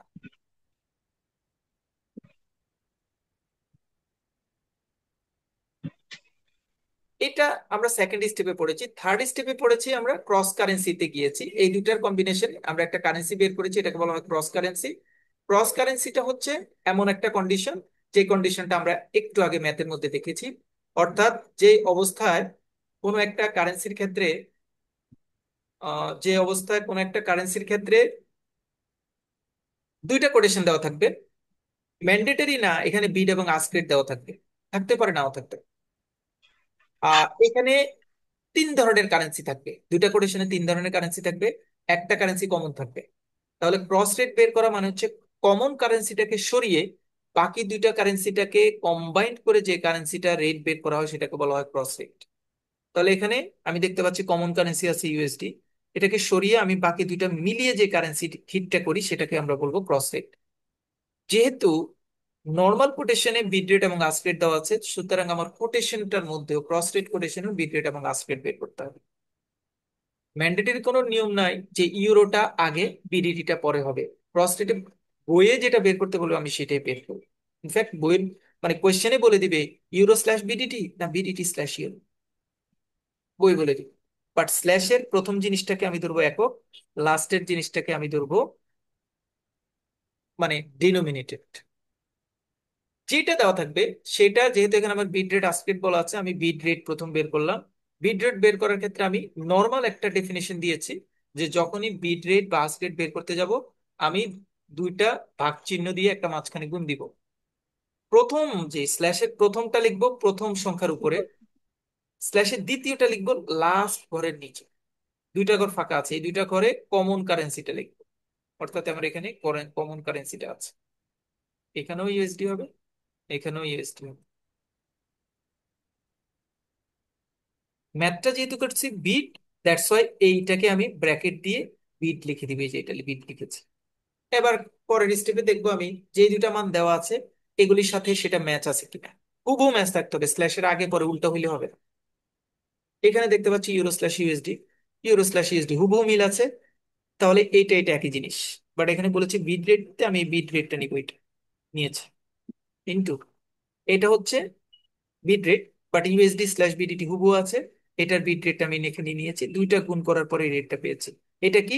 এটা হচ্ছে এইটার বিট রেট। তাহলে বিট রেটটা কমপ্লিট হলো। এবার আমি যাব আস্ক রেটে। আস্ক রেটের ক্ষেত্রে সেম একই রকম আমি দেখিয়েছি, দেখানোর চেষ্টা করেছি যে আমার কন্ডিশন কোন দিকে যায়। দেখলাম যে ইউরো, ওই একই রকম ভাগ দিয়ে লিখলাম, যেহেতু আস্ক রেট বের করছি, আস্ক রেট লিখেছি এখানে। লেখার পরে লেখার পরে হুবহু আছে কিনা, থাকার পরে সেটার যেহেতু আস্ক রেট, আমি আস্ক রেটের মানটা এখানে লিখেছি, এটা লিখেছি, মাল্টিপ্লাই করে এই রেজাল্টটা লিখেছি। এটা সোজা ম্যাথ ছিল, আমি সোজা ম্যাথটা এভাবে করেছি। বাঁকা ম্যাথ করতে গিয়ে আমি এটাকে উল্টায় দিছি। অর্থাৎ আমি মানে পরীক্ষায় বলেছি যে এমনও থাকতে পারে যে আপনাকে বললো যে এটা তো এটা তো বলা যায় না, যে কোনোটাই থাকতে পারে।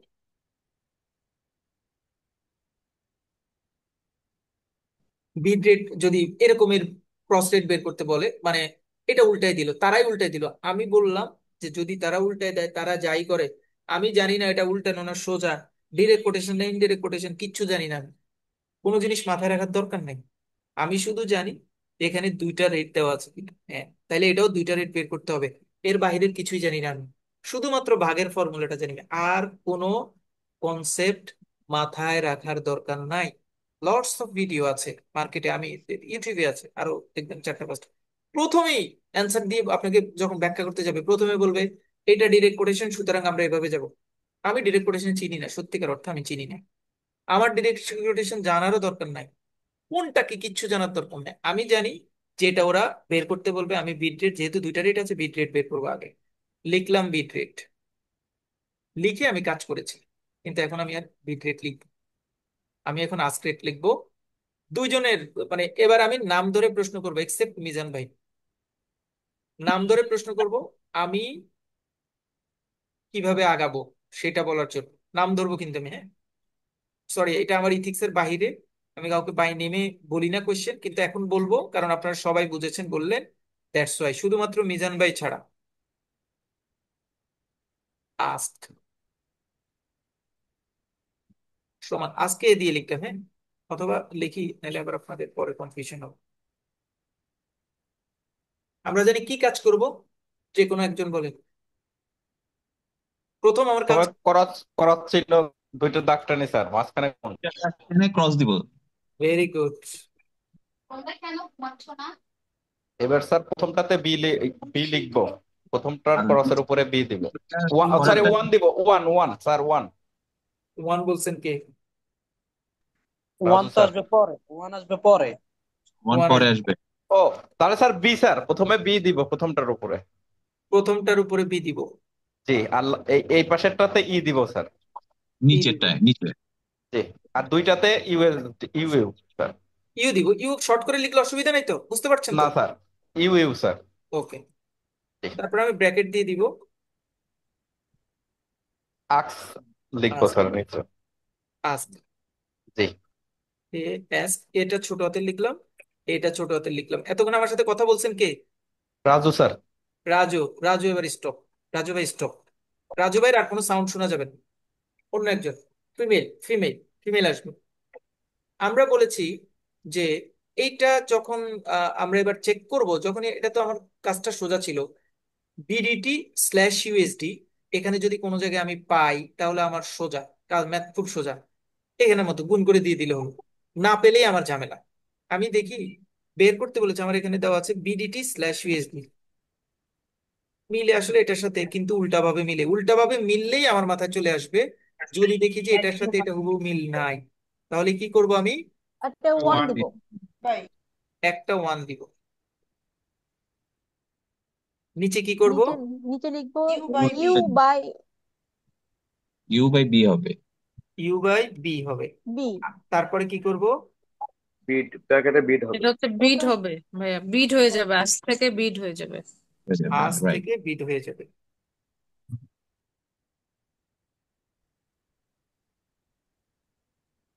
কারো কোনো কনফিউশন আছে?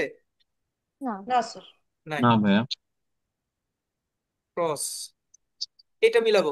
কেউ তাড়াহুড়া করা যাবে না, ঠিক আছে? তাড়াহুড়া করা যাবে না, একদম ম্যাথ যেভাবে আছে আমি সেভাবে আঁকাবো। আচ্ছা, ইনফ্যাক্ট আমরা কিন্তু মেইন ম্যাথই করছি, মেইন ম্যাথের এই ক্রস রেট যদি বের করতে পারেন 50% ম্যাথ কমপ্লিট হয়ে যাবে, ঠিক আছে? 50% ম্যাথ কমপ্লিট হবে। ওকে, এবার এবার দেখাচ্ছে USD slash euro, euro slash USD, নাই, এটাও আমার ঝামেলা আছে, ঝামেলা আছে না? ওয়ান দিব। হুম। ওয়ান দিব। তারপরে E U E divide divide by U. Bid bracket দিয়ে ভাইয়া বিড। এক্ষেত্রে একটা প্রশ্ন আছে ভাইয়া। হ্যাঁ, শেষ করি। হ্যাঁ, তারপরে এখানে কি দিব? বিড বিড। কি হবে ভাই? হ্যাঁ, এবার প্রশ্ন, কার প্রশ্ন আছে বলেন।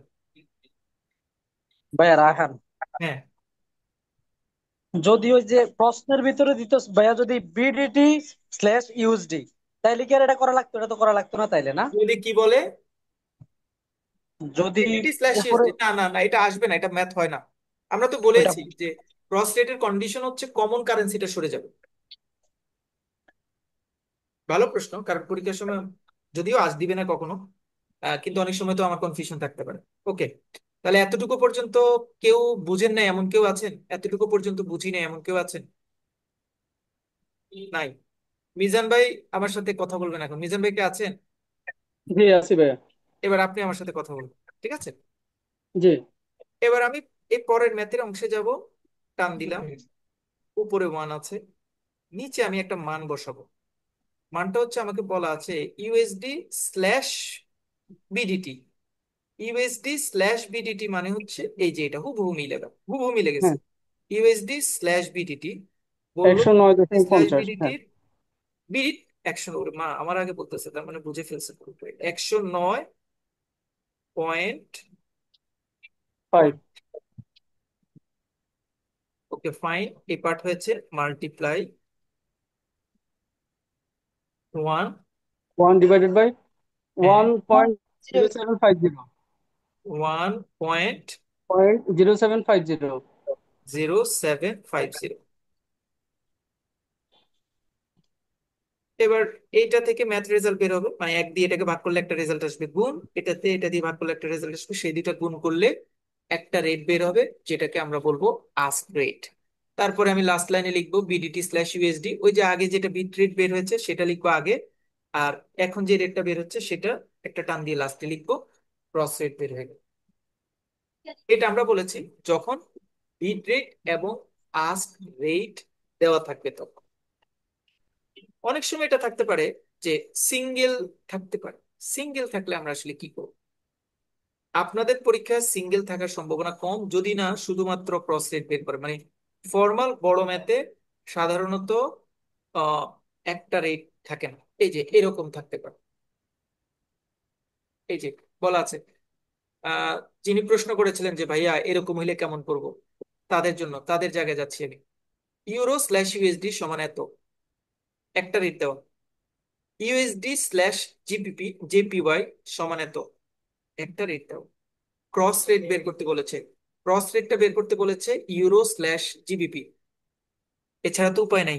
অথবা ইউরো স্ল্যাশ অথবা জেপিওয়াই স্ল্যাশ ইউরো, এটাই তো বের করতে হবে, কারণ আমরা জানি ক্রস রেট বের করার সময় মানে কমন কমনটা সরাই দিব তারপর ডিরেক্ট।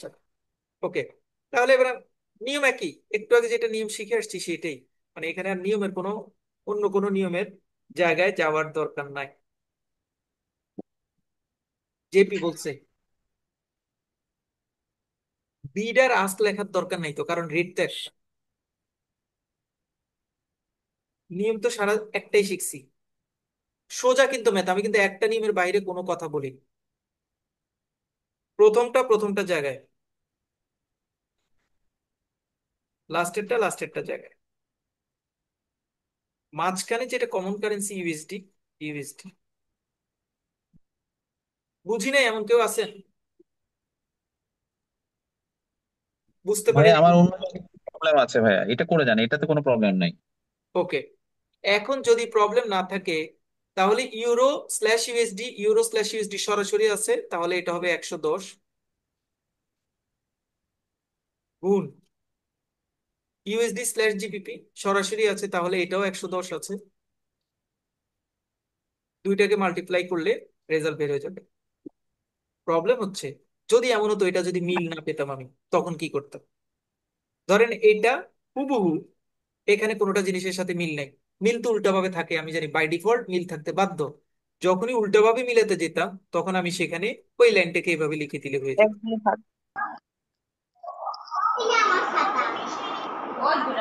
এভাবে লিখে দিলে হয়ে যেত। তখন এটা বিট রেট লিখতাম না আস্ক লিখতাম ভাইয়া, কারণ এখানে তো কোনো কিছু এখানে লেখা নাই। এখানে কোনো রেট বিডাক্স বলতে কোনো ওয়ার্ড এখানে আসবে না, আচ্ছা, এখানে তো রেট একটাই। তাহলে আমার কারণ আপনি এখানে উল্টো যদি আসবে। বিড রেট বা আস্ক রেট লেখানো, আপনি তো এটাকে সেগ্রিগেট করতে পারছেন। ঠিক আছে, কারো কোনো কনফিউশন আছে? মানে হ্যাঁ এখানে তাহলে বিট এবং আস্ক এখানে কোনটা আসবে না? না, ও, হ্যাঁ তাহলে কোশ্চেনটা কিরকম, মানে আপনি যেটা দেখালেন পরে সেটা তাহলে কোশ্চেনটা কেমন হতে পারে? ধরেন মানে আমরা এখানে আসি, যেরকম না না আমরা জি আমরা ওইটা করি, তাহলে আমাদের জন্য সুবিধা হবে, আমরা করি। JPY/ইউ পরীক্ষা বের করতে বলছে এটা, এখানে তো ইউরো/JPY বের করছেন, আপনাকে বের করতে বলছে JPY/ইউরো। যাই,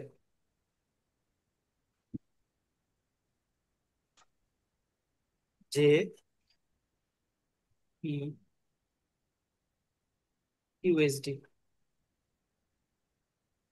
সামনে আগাই, মিল আছে কিনা একটু দেখি। জে ইউরো, JP ইউরো, হ্যাঁ, মিল নাই, উল্টা। উল্টা হলে তো আমি জানি উল্টা করে দিতে হয়। এর উপরে ইউএসডি, নিচে জে।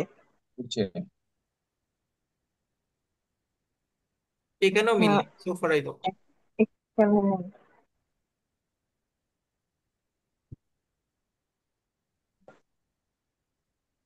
কারণ এখানে বিড আর আস্কের কোনো ঝামেলা নাই, যেমন ম্যাচ যাচ্ছে তেমনই নিয়ে নিব।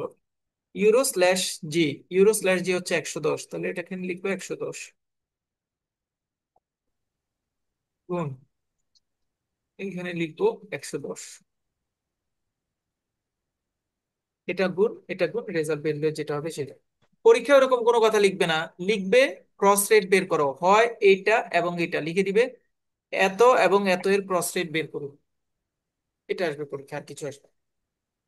অথবা যদি বলে যে ক্রস রেট বের করেন, ভাই এখানে তখন তো দুইটা দিকে সমানই আছে। জি,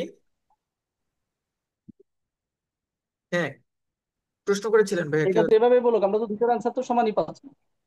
দুইটার একটা সমান হবে না, কেন ভাইয়া কি? তার মানে দুইটার অ্যান্সার কিন্তু সমান হবে না, না ভাই এটা তার নেওয়া মানে প্রথম 3 লাইন প্রশ্ন নাকি? রাইট, রাইট, দুইটা লাইন তো দুইটার রেজাল্ট তো ভাইয়া সমান প্রথম হবে না, দুইটা রিভার্স হয়ে যাবে। লাইনের প্রশ্ন। কি? আমাদের প্রশ্নটা হবে প্রথম 3 লাইন, এখানে যেরকম দেয়া আছে এরকম প্রথম এইরকম দেওয়া, যেরকম দেওয়া আছে সেরকম। আমার যদি এটা পছন্দ না হয় তাহলে আমি দেয়া লিখতে থাকে, পারতাম, আমি লিখতে পারতাম JP/ইউরোর মান বের করো, এইটা থাকবে এবং ক্যালকুলেট করতে পারবে না। কথা রাইট। বোঝা যায় না আবার। রাহান, তোমার ওখানে নেটওয়ার্কের প্রবলেম, আমাদের আমাদের সাউন্ড ক্লিয়ার আছে। হয় পরীক্ষা এটা বের করতে বলবে, না হয় এটা বের করতে বলবে, অথবা দুইটা বের করতে বলবে, এই দুইটা জিনিস কখনো, আমি দুইটা কখনোই কোনো নিয়মে যাওয়া যাবে না। এই দুইটা জিনিস কখনোই সমান হবে না, কখনোই একটা আরেকটার বিপরীত হবে না, এরকম কোনো ধ্যান ধারণা নেওয়ার দরকার নাই। এটা কি হবে সেটা আমার ম্যাথ করলে আমি বুঝবো, এটা কি হবে সেটা আমি ম্যাথ করলে বুঝবো। আমার নিজে আগে থেকে বোঝার দরকার নাই যে দুইটাই সমান হবে। আচ্ছা ভাইয়া, আমি একটু বলতে চাচ্ছিলাম, এইটার আনসার আমি বের করছি 0.918। এটা কি ঠিক আছে কিনা, অন্য কেউ করছে কিনা? 0.918, ঠিক আছে। তাহলে যিনি প্রশ্ন করেছেন একটু আগে যে ভাইয়া দুইটা কি সমান হবে কিনা, দেখেন কোনোভাবেই সমান হয়নি, হবেও না। কারণ আপনি নর্মাল একটা সেন্স চিন্তা করেন, কেন সমান হচ্ছে না সেটা একটু চিন্তা করেন। আমি আপনাকে বললাম, আপনি আপনি খেয়াল করেন, আমি আপনাকে বললাম যে আমার কাছে $1 আছে। আপনার ব্যাংকার তো সব আমরা জানি, $1 সমান হচ্ছে 10 টাকা। এবার আমি বললাম তাহলে 1 টাকা সমান কত ডলার হবে? 10, $10 কি সমান 10-এর সমান কি হবে? ডেফিনেটলি হবে না, আরো অনেক ছোট হবে। কত ছোট হবে এটা আমার চিন্তা করার দরকার নেই। অনেক জায়গায় বলবে এটাকে এটা দিয়ে ভাগ করতে হবে, ভাগ আমি জানি না, আমি ম্যাথ আমাকে যেদিকে নিবে আমি এটা জানি। ম্যাথ এভাবে গিয়ে শেষ করলে আপনি অটোমেটেড ওই জাস্টিফিকেশনটা চলে আসবে। ক্রস রেট জনিত কোনো প্রবলেম আছে কারো? ক্রস রেট বুঝি না এমন কেউ আছেন? ক্রস রেট বুঝতে পারি না এরকম কেউ আছেন? নাই, ক্রস রেটটা শেষ। এবার আমরা ফর্মাল আপনাদের পরীক্ষায় যে ভাইয়া একটা মিনিট, ভাইয়া উনি তো মনে হয় রেজাল্টটা ভুল বলছে নাকি, আমরা মনে হচ্ছে। কত আসছে? এটা তো 0.00826 আসছে। 0.00826। জি। আচ্ছা, আগেরটা ভুল আছে জাকির ভাই। আচ্ছা, আগেরটা ভুল আছে, কিন্তু আপনারা সবাই তো বুঝতে পারছেন যে ক্যালকুলেটর কেমনে জি রেজাল্ট জি বের জি, করতে হবে। ক্যালকুলেশন বলছি, ঠিক হ্যাঁ আছে, হ্যাঁ, হ্যাঁ ওইটা ঠিক আছে, আচ্ছা, উনি এটা পরে দিয়েছে ক্লিয়ার। পয়েন্ট, 0.008, এটা কারেক্ট। ওকে, ঠিক আছে, ঠিক আছে, নো ইস্যুস। আচ্ছা, এবার আমরা ম্যাথে চলে যাব। ম্যাথ আমরা দুই ধরনের ম্যাথ করব, একটা হচ্ছে এক্সপোর্ট রিলেটেড ম্যাথ, আর একটা হচ্ছে ইম্পোর্ট রিলেটেড ম্যাথ। আমি দুইটা ম্যাথ আপনাদের একটু বুঝাবো, একটা হচ্ছে এক্সপোর্ট রিলেটেড ম্যাথ, আর একটা হচ্ছে ইম্পোর্ট রিলেটেড ম্যাথ।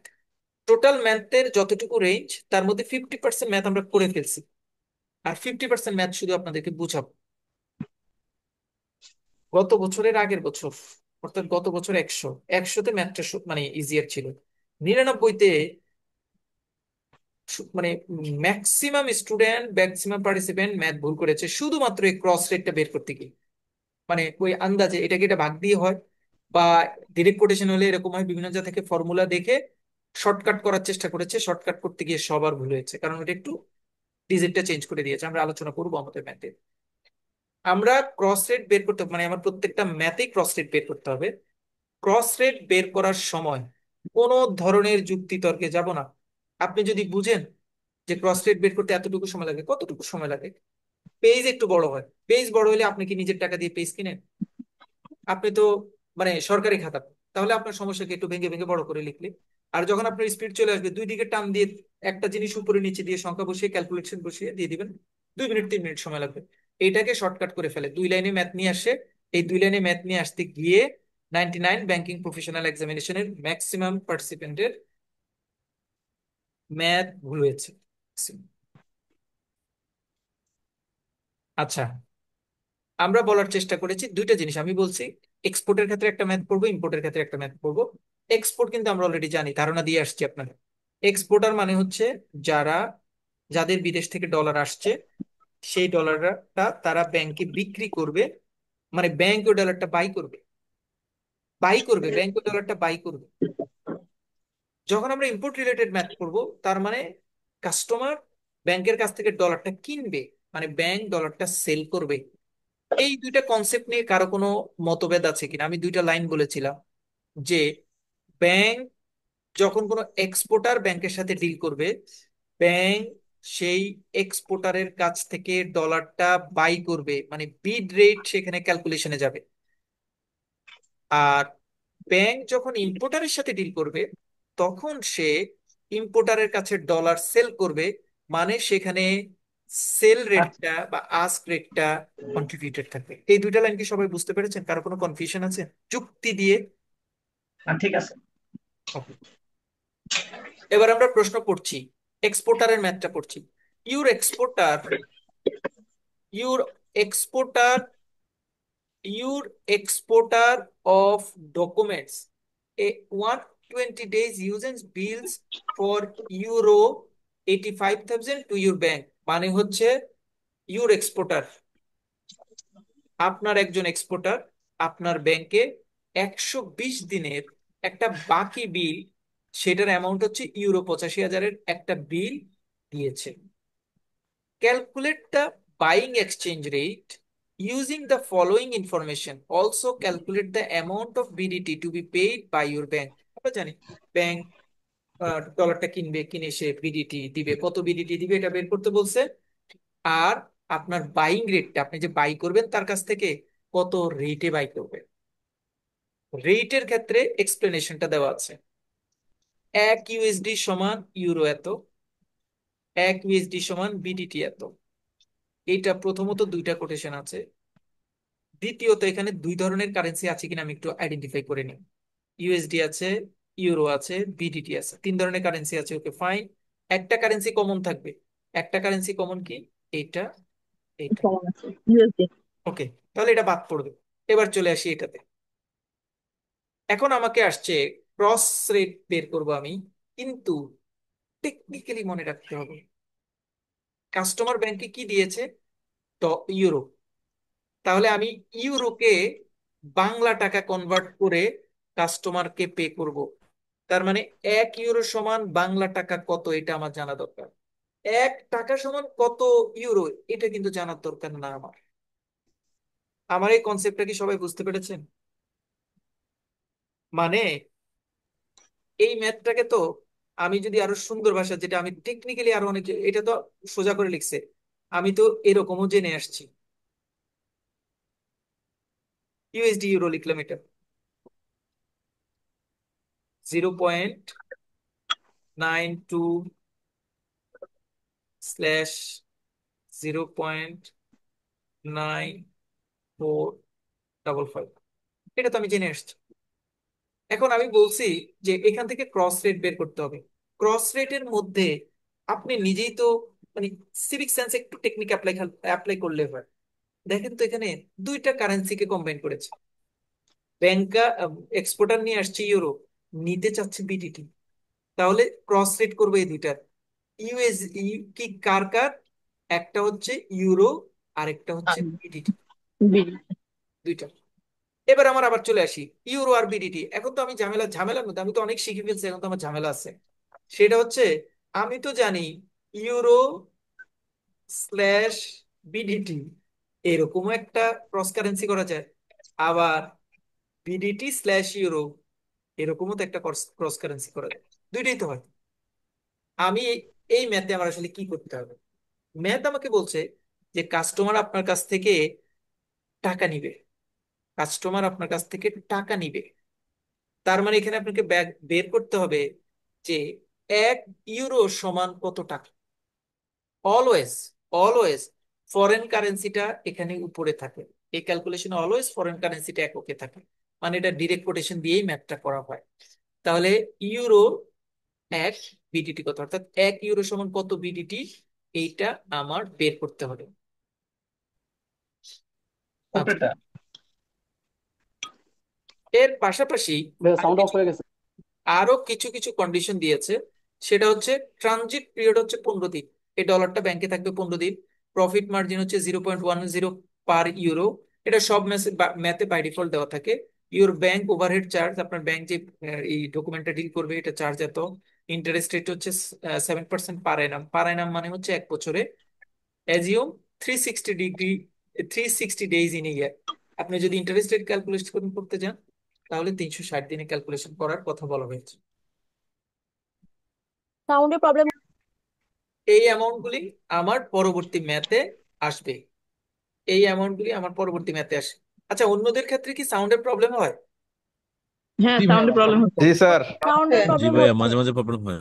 আচ্ছা আচ্ছা, তার মানে সবার ক্ষেত্রে ইন্টারাপশন হচ্ছে। ওকে। আচ্ছা, যেখানে আপনাদের বুঝতে অসুবিধা হয়, মানে কোনো ধরনের সাউন্ড ইন্টারাপশন হয়, আমাকে জানাবেন। তাহলে আমি বললাম যে দুইটা ইকুয়েশন দেওয়া থাকবে, একটা ট্রানজিট পিরিয়ড দেওয়া থাকবে, একটা প্রফিট মার্জিন দেওয়া থাকবে, একটা ওভারহেড চার্জ দেওয়া থাকবে, একটা ইন্টারেস্ট রেট দেওয়া থাকবে। ইন্টারেস্ট রেটটা এনামে দেওয়া থাকবে, এনাম মানে পার বছরে, এবং এক বছর আমি কতদিনে এক বছর ধরবো সেটাও এখানে বলা থাকবে। ওকে, বলা থাকলো।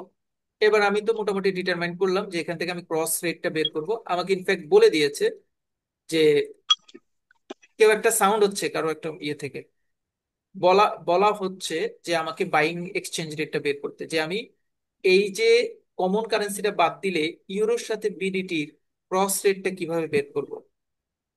We know buying exchange rate is equal to exchange rate per euro minus total exchange margin per euro. Buying rate বড় রেট না ছোট রেট? আমরা নর্মালি শিখে আসছি প্রথম রেট, যে কোনো ব্যাংক যখন কোনো রেট কোনো কিছু বাই বাইং করতে, রেট থেকে ছোট রেট। ছোট ছোট রেট। রেট। আচ্ছা, ছোট রেট। ওকে, তাহলে বাইং রেট বের করার জন্য একটা ফর্মুলা আছে। এটা হচ্ছে ফর্মুলাটা আমি পরে যাই। আমি প্রথমে হিয়ার ইউএসডি এক সমান এটা, এটাকে আমি লিখতে পারি ইউএসডি স্ল্যাশ ইউরো, একদম আপনাদের মতো করে ম্যাথ করবো আমরা, করলাম ইউএসডি এক, এটাকে আমরা আবার এভাবেও লিখতে পারি, লিখলাম। এই দুইটা থেকে প্রথমে ক্রস রেট বের করব, ইউরো স্ল্যাশ বিটিটির ক্রস রেট, বিট রেট, এগুলি আর আমি করবো না। রেটটা বের হলো, আস্ক রেট বের হলো। তার মানে ম্যাথের এতটুকু নিজে আমি করে, এইটুকু আপনি পারেন কিন্তু। বের হলো, বের হওয়ার পরে আমাকে এই ম্যাথে কি রেট বের করতে বলেছে, বাই রেট না সেল রেট? বাইরে। বাই রেট না buy sell rate. Rate? Buy rate. Buy রেটটাকে কি বলা হয়, বিট রেট না bid rate. Ask bid rate? Rate. Bid bid bid rate. Rate. Bid rate. Bid rate. তাহলে আমার এই ম্যাথে মূলত বিট রেট নিয়ে কাজ, আস্ক রেট নিয়ে কাজ না। তারপর আমি এটাকে পুরোপুরি লিখে দিয়েছি, বিট রেট আস্ক রেট দিয়ে দেখেছি, এটা বিট রেট এটা আস্ক রেট লিখে দিয়েছি আপনাদের যাতে ম্যাথটা বুঝতে পারে। বাট আমার এখানে আমি ক্যালকুলেশনে সব সময় বিট রেট আমার কনসিডারেশনে নিব, কারণ কাস্টমারের কাছ থেকে তো আমি বাই করছি, বাই করলে আমি সব সময় বিট রেটে বাই করব। আচ্ছা, এবার আমি আসি এই ম্যাথে। আমার এক্সচেঞ্জ মার্জিন হচ্ছে, আমার এখানে দুইটা জিনিস বের করতে হবে। একটা হচ্ছে আমি যে কাস্টমারের কাছ থেকে ডলারটা কিনবো, কত রেটে কিনবো, এক, রেটটা বের হয়ে যাবে। তারপরে বলবে যে এবার কাস্টমারকে আমি কত টাকা ফেরত দিব, মানে কত টাকা দিব এটা, যত রেট দিয়ে বের করবো, রেট দিয়ে ওই 85,000 ইউরোকে গুণ করলে রেজাল্ট বের হয়ে যাবে। সেকেন্ড পার্টটা সোজা, প্রথম পার্টটাই কঠিন। এখানে আমার এক্সচেঞ্জ মার্জিন হচ্ছে, total exchange margin per euro বের করার নিয়ম হচ্ছে ইন্টারেস্ট পার ইউরো যেটা আছে সেটা plus profit margin per euro যেটা উপরে দেওয়া ছিল সেটা প্লাস ওভারহেড চার্জ পার ইউরো যেটা আছে, তিনটার যোগফলটাকে বলা হয় total exchange margin. Total buying রেটের মধ্যে আমার যে মেইন ফর্মুলা, বাইং রেট বের করার ফর্মুলা হচ্ছে এটা।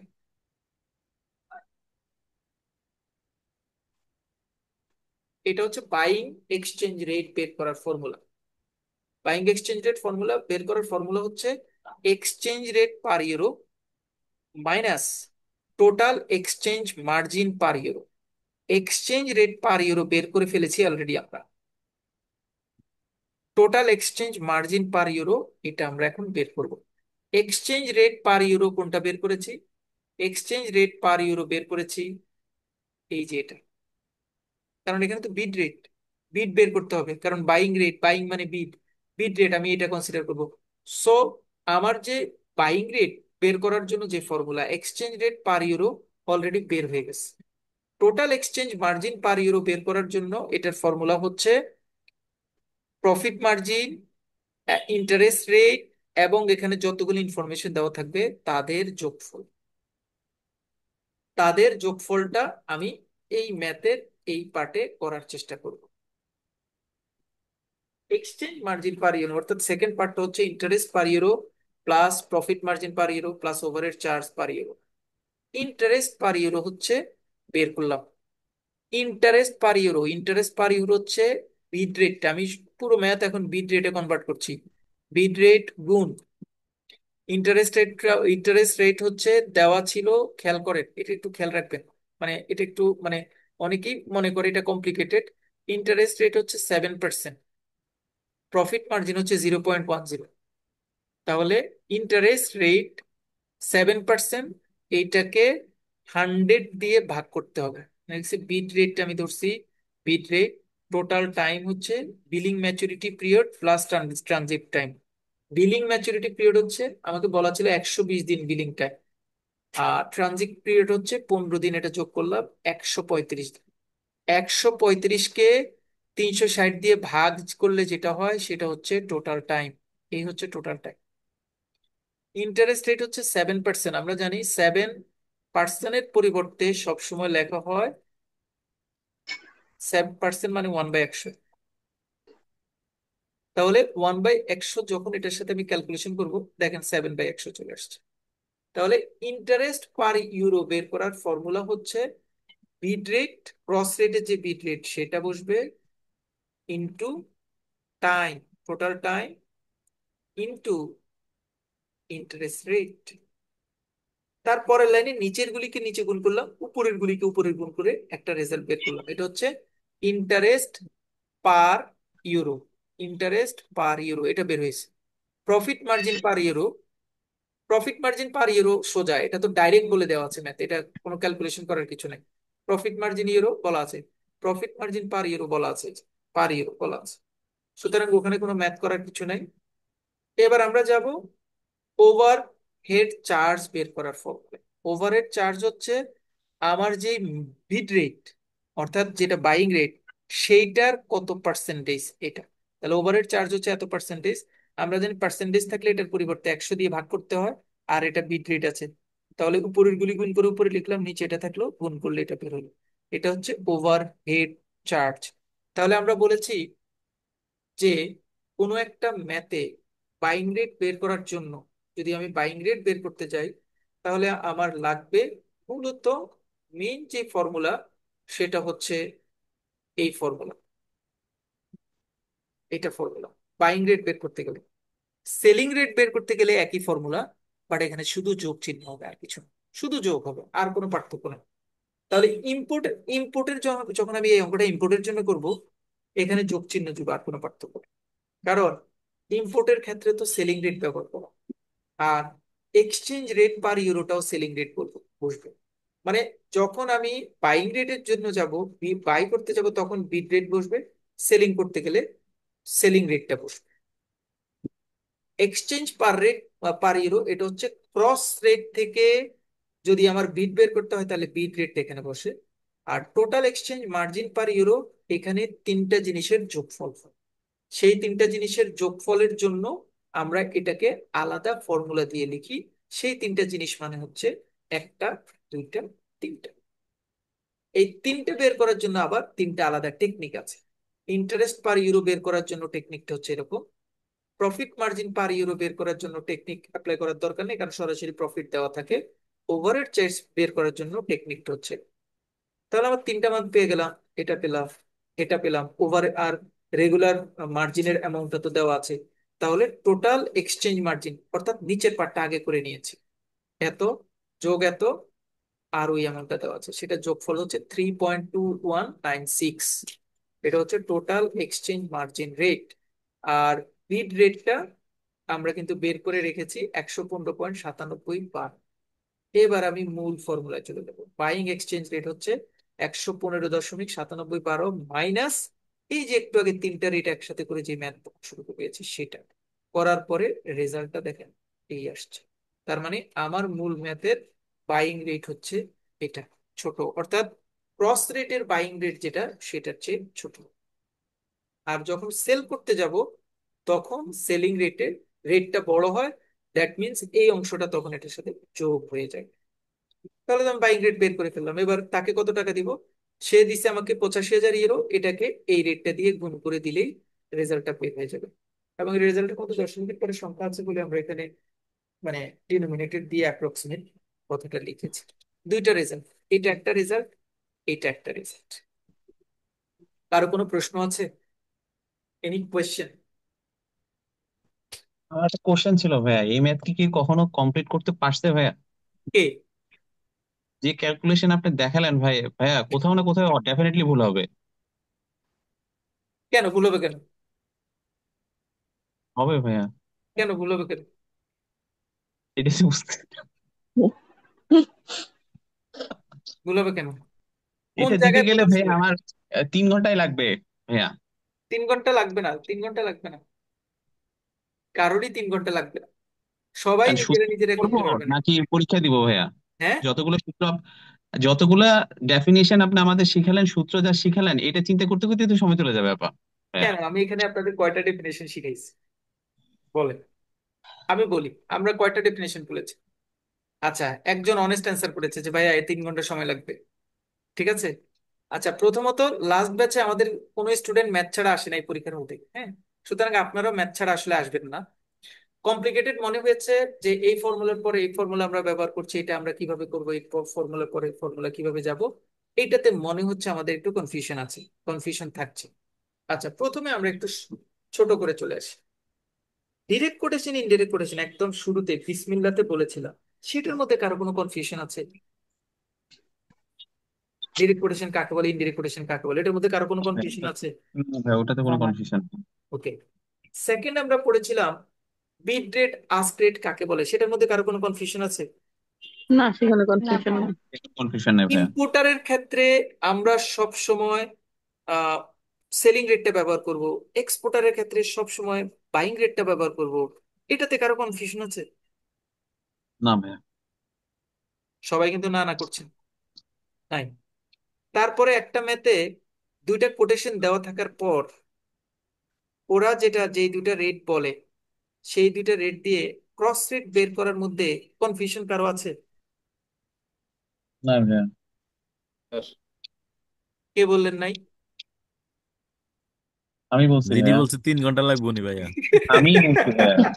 এই যে 3 ঘন্টা বলছি, এই পর্যন্ত ঠিক আছে, তারপরে আর ঠিক নেই আই এম ভাইয়া। Extremely sorry. ভাইয়া আসলে আলাদা আলাদা আলাদা করে সবগুলোই ঠিক আছে, বিট রেট, আর্টস রেট, ক্রস রেট সবই আমরা বুঝতে পারছি। বাট এখন একেবারে তো আপনি যখন তো ম্যাথ একটা করেন নাই। করতে গেছি, হ্যাঁ। পুরাটা করতে যে ভাইয়া আমি আসলে মানে আমারও একটু ভালোই কনফিউশন হয়েছে, আচ্ছা, বুঝতেছিলাম না যে আসলে। আচ্ছা, ঠিক আছে, কোনো সমস্যা নেই। কনফিউশনটা আমি মানে আমার আস্তে আস্তে যুক্তিতে আসেন। এখনো পর্যন্ত আপনারা কোনো প্রবলেম বলেন নাই আপনার, যে আপনার এতটুকুতে প্রবলেম আছে। আছে এতটুকু যার প্রবলেম নাই, তার এই ম্যাথ পরীক্ষার হওয়ার ভুল হওয়ার সম্ভাবনা 0% হবে। হ্যাঁ, ভুল হবে না, ভুল হওয়ার কোনো সুযোগই নেই। আচ্ছা, এবার চলে আসি।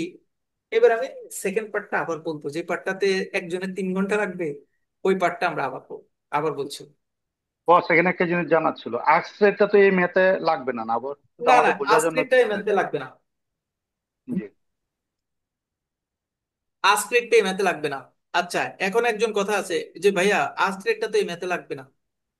এই যে 3 ঘন্টা থেকে কিন্তু 5 মিনিট, ওই 5 মিনিট না, আপনার যেভাবে 3 ঘন্টা ক্যালকুলেশন করেছেন, তার মানে বিট রেট আস্ক রেট বের করতে তো হিসাব অনুযায়ী 15 মিনিট 15 মিনিট করে লাগার কথা আমার, যেভাবে যদি 3 ঘন্টা ক্যালকুলেশন করে। আপনি যদি প্রশ্ন বুঝে প্রশ্ন পড়ার সময় এক্সপোর্টার কথাটা বুঝেন, আপনি যদি ডিটারমাইন করতে পারেন it's going to be for buying rate, তাহলে ক্রস রেটে এই আস্ক রেটের এই অংশটুকু কমপ্লিটলি করার দরকার নাই। ম্যাথ কমেছে, 20 মিনিট কমাই দিলাম আমি। হ্যাঁ, আপ- এখানে কমেছে ভাইয়া। জি আপনি তো স্যার। উপরে বুঝতেই পারছেন যে আমার এখানে শুধু বিট রেট হবে, তাহলে শুধু বিট রেটের অংশটুকু করে আপনি ওখানে ক্ষমা দিয়ে দিলেই হবে, আপনার আর ঝামেলা নেই। কিন্তু কারণ আপনি তো খাবেন না, এই কারণে ভাইয়া আমি মনে করছি আমারও করতে হবে। না না, আমি তো এটা দিয়ে দিছি আপনাদের প্র্যাকটিক্যালের জন্য, কারণ আমি এখানে একটা মানে কনফিউশন আছে। সেটা হচ্ছে অনেক সময় কোয়েশ্চেন যিনি করবেন তিনি যদি এইখানে লিখে দেন, এখানে লিখে দেন যে, যদিও কোনো কোয়েশ্চেন এখন পর্যন্ত মানে আপনাদের কোনো পরীক্ষা প্রশ্নে লেখা নাই থাকে না, লিখে দেন যদি যে ইউরো স্ল্যাশ বিডিটির ক্রস রেট বের করুন, calculate the buying exchange rate, তারপরে প্রশ্ন যায়, তাহলে তো আগে ক্রস রেট দুইটাই বের করতে হবে, বিড এবং আর্স। সেজন্য আমি Right. ম্যাথটা এইভাবে কমপ্লিট করে রেখেছি, মানে পুরোটাই করেছি। কিন্তু আপনাদের পরীক্ষার জন্য যখন আপনি এক্সপোর্টার নিয়ে কাজ করবেন, তখন আপনি জানেন শুধু বাইং রেট লাগবে। যখন আপনি ইম্পোর্টার নিয়ে কাজ করবেন, তখন আপনার সেলিং রেট লাগবে। সো সেলিং রেট যখন লাগবে না, তখন এতটুকু ম্যাথ আমার কোনো দরকার নেই, বাদ দিন। এবার আমরা আসলাম মেইন ফর্মুলা। প্রস্টেট বের করতে পারি, এটা আমার কোথায় কাজে লাগে এটা আমি জানি না। বাট আমি এখন একটা ফর্মুলা পড়বো, দুজন আমার সাথে দুজন বলবেন, যে দুজনের বেশি কনফিউশন। মানে আমার সাথে সাথে বলবে না, আমাকে কি রেট বের করতে বলছে। ব্যাংক আমার কাছে একটা ডকুমেন্ট নিয়ে আসছে, অথবা ব্যাংক আমার কাছ থেকে ডলার নিতে চাচ্ছে, অথবা ব্যাংক আমার কাছে ডলার বিক্রি করতে চাচ্ছে, ব্যাংক আমার কাছ থেকে ইউরো নিতে চাচ্ছে, ব্যাংক আমার কাছে ইউরো সেল করতে চাচ্ছে, ব্যাংক আমার কাছ থেকে জিবিপি নিতে চাচ্ছে, মানে কাস্টমার আমার কাছ থেকে জিবিপি নিতে চাচ্ছে, কাস্টমার আমার কাছে জিবিপি সেল করতে চাচ্ছে। ঘটনা তো এরকমই। এই দুইটা ইভেন্টের বাইরে তো কোনো ইভেন্ট না। মানে ব্যাংক হয় বাইং এর সাথে জড়িত থাকছে, অথবা সেলিং এর সাথে জড়িত থাকছে। রাইট। এই ম্যাথের প্রশ্ন পড়ে কেউ কি বলতে পারবেন যে ভাইয়া আমি বুঝি নাই, এখানে আসলে বাইং রেট বের করতে বলছে, বলে দিছে ডিরেক্ট। এক্সপোর্টার বাইং তো বাইং। না, এখানে যখন এক্সপোর্টার বলে এক্সপোর্টার দিছে, বিষয় বাইং বলছে তখন কিন্তু এক্সচেঞ্জও বাইং বলে এর দিছে সাথে বলে। জড়িত। তাহলে এই ম্যাথের ফর্মুলাটা বের করব বাইং রেটের, এই কথাটা কি বুঝতে কার কোনো অসুবিধা আছে? না ভাইয়া। আচ্ছা, বাইং রেট সেলিং রেট একই ফর্মুলা, শুধুমাত্র বাইং রেট মানে কম, তার মানে ফর্মুলাটা মাইনাস দেওয়াটা বসবে। সেলিং রেট মানে বেশি, ফর্মুলাটা প্লাস চিহ্ন প্লাস। দিয়ে বসবে। কনফিউশন আছে কারো? না ভাইয়া। না। তাহলে এই ম্যাথে আমি বাইং রেট, আবার এটা বাইং রেট মানে কম রেট, সো মাইনাসটা বসবে, ফর্মুলাটা মাইনাস বসবে। হ্যাঁ, এই ফর্মুলাটা আমি আপনাকে মুখস্থ করে দিতে পারবো না, এই ফর্মুলাটা আর পরের একটা ফর্মুলা, শুধু দুইটা ফর্মুলা আপনার একটু মনে রাখতে হবে। Buying exchange rate is equal to exchange rate per euro, মানে আপনাকে যে ফরেন কারেন্সিটা বলা থাকবে, আর total exchange margin per euro, এটা একটু মনে রাখতে হবে। বাইং সেলিং রেটের জন্য একই রকম, এটা যখন সেলিং রেটের সূত্র হবে তখন এখানে লিখবো আমরা selling exchange rate is equal to exchange rate per euro plus plus total exchange margin per euro. ঠিক আছে? কারো কোনো কনফিউশন আছে এই ফর্মুলাটা নিয়ে? না ভাইয়া। দুই জায়গায় কোথায় বাইং এর ক্ষেত্রে কি বসাবো, সেলিং এর ক্ষেত্রে কি বসাবো, কারো কোনো কনফিউশন আছে? বাইং হলে মাইনাস, সেলিং হলে প্লাস। প্লাস। এটা কেন আমি যুক্তি দিতে যাচ্ছি, বাইং মানে কম এজন্য মাইনাস, কম সেলিং মানে বেশি মানে। এজন্য প্লাস। ঠিক আছে? জি ভাইয়া। এক্সচেঞ্জ রেট পার ইউরো, এটা হচ্ছে ক্রস রেট। তাহলে এখানে কি আমি নতুন কোনো ফর্মুলা, এটার জন্য কোনো ফর্মুলা শিখতে হয়েছে? না ভাইয়া। না। এক্সচেঞ্জ রেট পার ইউরো মানে আমি যে ইম্পোর্টার ক্রস হলে রেট বের এখানে করব। টাক্স রেট হবে। হ্যাঁ, ইম্পোর্টার হলে আক্স রেট হবে, এই তো। রাইট। ইম্পোর্টার হলে এখানে আমি আস্ক রেট বের করবো, রাইট। আর এক্সপোর্টার হলে এখানে আমি বাইং রেট ব্যবহার করব। ওকে, তাহলে এইটা সলভ, কারণ ক্রস রেট থেকে আমি এই রেটটা পেয়ে গেলাম। হুম। এই টোটাল এক্সচেঞ্জ মার্জিনের জন্য আমি বলছি ছোট্ট করে আরেকটা ফর্মুলা পড়তে হবে। টোটাল এক্সচেঞ্জ মার্জিন পার ইউরোর জন্য আমরা যে ফর্মুলাটা দেখিয়েছি বা আমরা যে ফর্মুলাটা বলেছি সেটা হচ্ছে এই রকম formula, total exchange margin per euro is equal two interest per euro plus, এটা বাই সেল সব ক্ষেত্রে একই ফর্মুলা, কোনো উল্টাপাল্টা না। Interest rate per euro plus profit margin per euro plus overhead charge পার ইউরো। কেউ যদি মনে করেন যে ভাইয়া এগুলো কোথা থেকে জানি, কোথা থেকে নিয়ে আসছে, মনে থাকবে না, থাকবে, কারণ এগুলো প্রশ্নতেই লেখা আছে। সব পার পার দিয়ে বের করতে হবে। এই যে প্রফিট মার্জিন পার ইউরো, এটা একটা আসবে, ইন্টারেস্ট রেট পার ইউরো লিখবেন, হয়ে গেল আরেকটা রেট। আরেকটা রেট এই যে ট্রানজিটের যে কথাটা আছে, সেই ট্রানজিটের কথাটা অর্থাৎ টাইমের লিমিটের যেটা আছে সেটাকে বলা হচ্ছে যে ইন্টারেস্ট পার ইউরো, ইন্টারেস্ট পার ইউরো। তাহলে তিনটা জিনিসের যোগফল। ইন্টারেস্ট পার ইউরো বের করার ফর্মুলা হচ্ছে ওই যে বিড রেট দিয়ে শুরু করব, বিড রেট গুণ টোটাল যত দিন আছে সেটা কাউন্ট করব। টোটাল দিন হচ্ছে আমার এখানে স্টার্টিং হয়েছে, অর্থাৎ তার ট্রানজিশন পিরিয়ড হয়েছে, ট্রানজিশনের জন্য ট্রানজিট পিরিয়ড হচ্ছে 15 দিন, আর 120 দিন হচ্ছে ওইটার বিল ম্যাচুরিটি, মানে বিল ডেট এক্সপোর্টারের ক্ষেত্রে। তাহলে 120 আর 35, 15 যোগ করলে 135, এটাকে আমরা জানি ইয়ার মানে 360, 360 দিয়ে ভাগ করলাম, আর ইনটু হচ্ছে ইন্টারেস্ট রেট, ইন্টারেস্ট রেট মানে পার্সেন্টেজে নেওয়া, তারপরে গুণ করে ইন্টারেস্ট পার ইউরো বের করলাম। ওভারহেড চার্জ বের করার ফর্মুলা হচ্ছে ওভারহেড চার্জ যেটা পার্সেন্টেজ থাকবে সেটাকে বিড রেট দিয়ে গুণ করব। কেউ একজন আমাকে বলেন তো, যখন আমি ইম্পোর্টের ম্যাথ করব এটাতে আমি কি রেট ব্যবহার করব? আস্কিং ইম্পোর্টের রেট। আক্স রেট। Buying rate. আক্স রেট।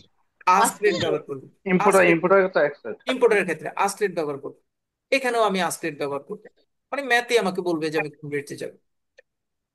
তারপরে এই তিনটে জিনিসকে আমি যেহেতু এখানে ফর্মুলাটাকে আমি আলাদা করেছি, প্রথমে এটা বের করেছি, তারপরে এটা দেওয়া ছিল, এটা বের করেছি, এই তিনটে জিনিসকে আমি যোগ করব।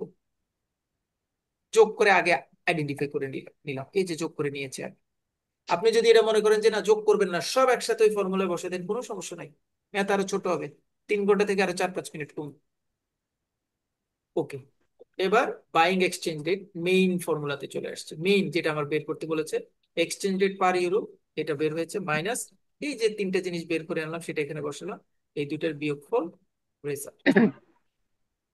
তাহলে বাইং এক্সচেঞ্জ রেট হচ্ছে 112 টাকা 75.16 টাকা। এবার বলা হচ্ছে যে ব্যাংক এবার আপনি কাস্টমারকে কত টাকা দিবেন। 85 ইউরো সে নিয়ে আসছে, তাহলে এটাকে এটা দিয়ে গুণ করলে যে অ্যামাউন্ট হবে সেটা কাস্টমারকে আমি দিয়ে দিব। এটা হচ্ছে একটা রেজাল্ট, এটা হচ্ছে একটা রেজাল্ট। প্রশ্ন এখন নিব না, কারণ হচ্ছে আমরা ইম্পোর্টের একটা ম্যাথ করব।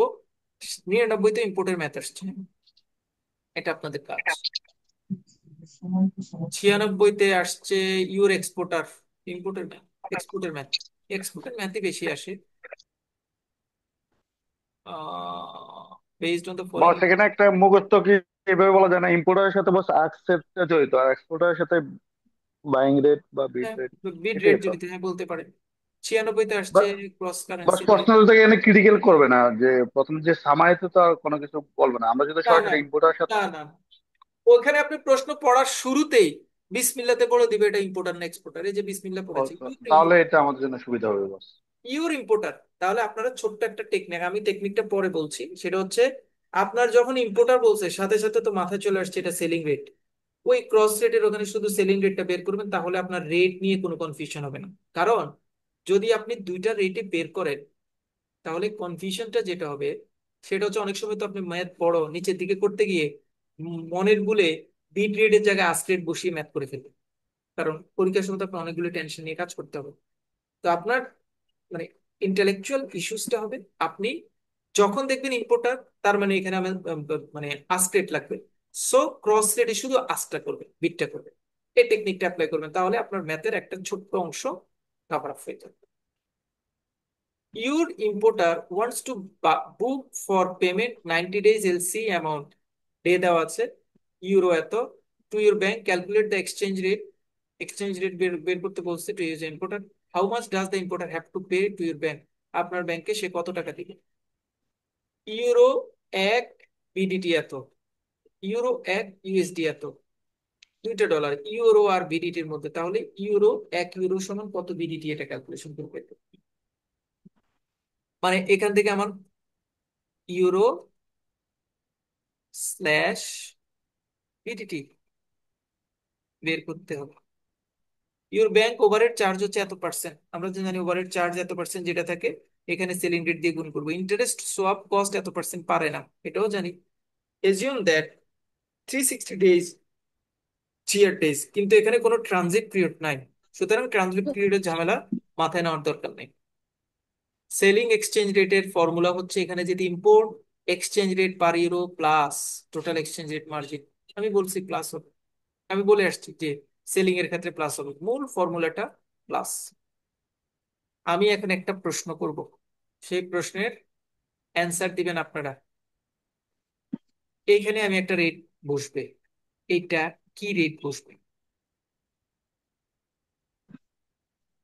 Selling exchange rate. আস আস আস্ক, কিসের আস্ক, আমরা যে ক্রস রেট ক্রস বের রেটেড। করবো সেটার আস্ক। সবাই কি এই কথাটা বুঝতে পারছেন? না ভাইয়া। দেখেন আমরা যখন ফর্মুলাটা বসে আসছি, মানে আমি বলেছিলাম যে এটা কিন্তু আমি এক্সপোর্টারের ক্ষেত্রে এই ফর্মুলা বসিয়েছি, শুধু এখানে মাইনাস বসিয়েছিলাম, মনে আছে তো এটা।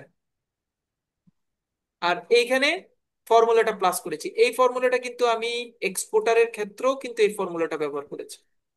সেলিং এক্সচেঞ্জ রেট ওখানে বলেছিলাম বাইং এক্সচেঞ্জ রেট, এটা তো sell, selling exchange rate is equal to exchange rate per euro plus total exchange margin per euro.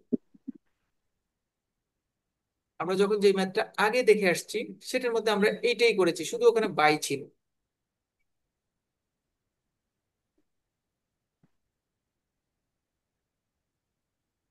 আমার যখন এই ম্যাথটা ছিল তখন এখানে বাই ছিল। আমরা দেখেন ফর্মুলাটা এখানে লিখেছিলাম, buying exchange rate is equal to exchange rate per euro, এই যে মাইনাস, ইম্পোর্টারের ক্ষেত্রে এটা আমি প্লাস দিয়েছি। এই হচ্ছে পার্থক্য। এখানে বাইং রেট বের করতে হয়েছে, এক্সপোর্টারের ক্ষেত্রে বাইং রেট ব্যবহার করতে হয়, ইম্পোর্টারের ক্ষেত্রে সেলিং রেট ব্যবহার করতে হয়েছে, আমি এখানে সেলিং রেট লিখেছি। এটা হচ্ছে দুইটার মধ্যে পার্থক্য। সেকেন্ড পার্থক্য হচ্ছে, এটা হচ্ছে মূল ফর্মুলা। এই ফর্মুলার মধ্যে দুইটা পার্ট, এইটা একটা পার্ট, এইটা একটা পার্ট। এক্সপোর্টারের ক্ষেত্রে এটা মাইনাস দেওয়া, ইম্পোর্টারের ক্ষেত্রে এটা প্লাস দেওয়া। এখন এই দুইটা জিনিসের মান বের করলেই তো বাইং রেট এক্সচেঞ্জ রেটটা বের হয়ে যায়, যে রেটটা বের করতে বলা হয়েছে সেটা। আমি বলেছি যে এই দুইটা রেট দেওয়া থাকবে, এই দুইটাকে স্ট্রেট ফরওয়ার্ড ক্রস করে ফেলবো। ক্রস রেট থেকে এখানে আমি এই ইম্পোর্টারের জন্য কোন রেট নিব বলেন? ইম্পোর্টারের জন্য বাইং রেট না selling rate? Selling selling rate, selling rate, selling rate. আক্স রেট। ক্রস রেটের যে সেলিং রেটটা আসবে সেইটাই হচ্ছে এই রেট। তাহলে তো একটা সলভ, ক্রস রেট থেকে এটা পেয়ে যাচ্ছেন। এইটা হচ্ছে এবার আমার ফর্মুলা বসা।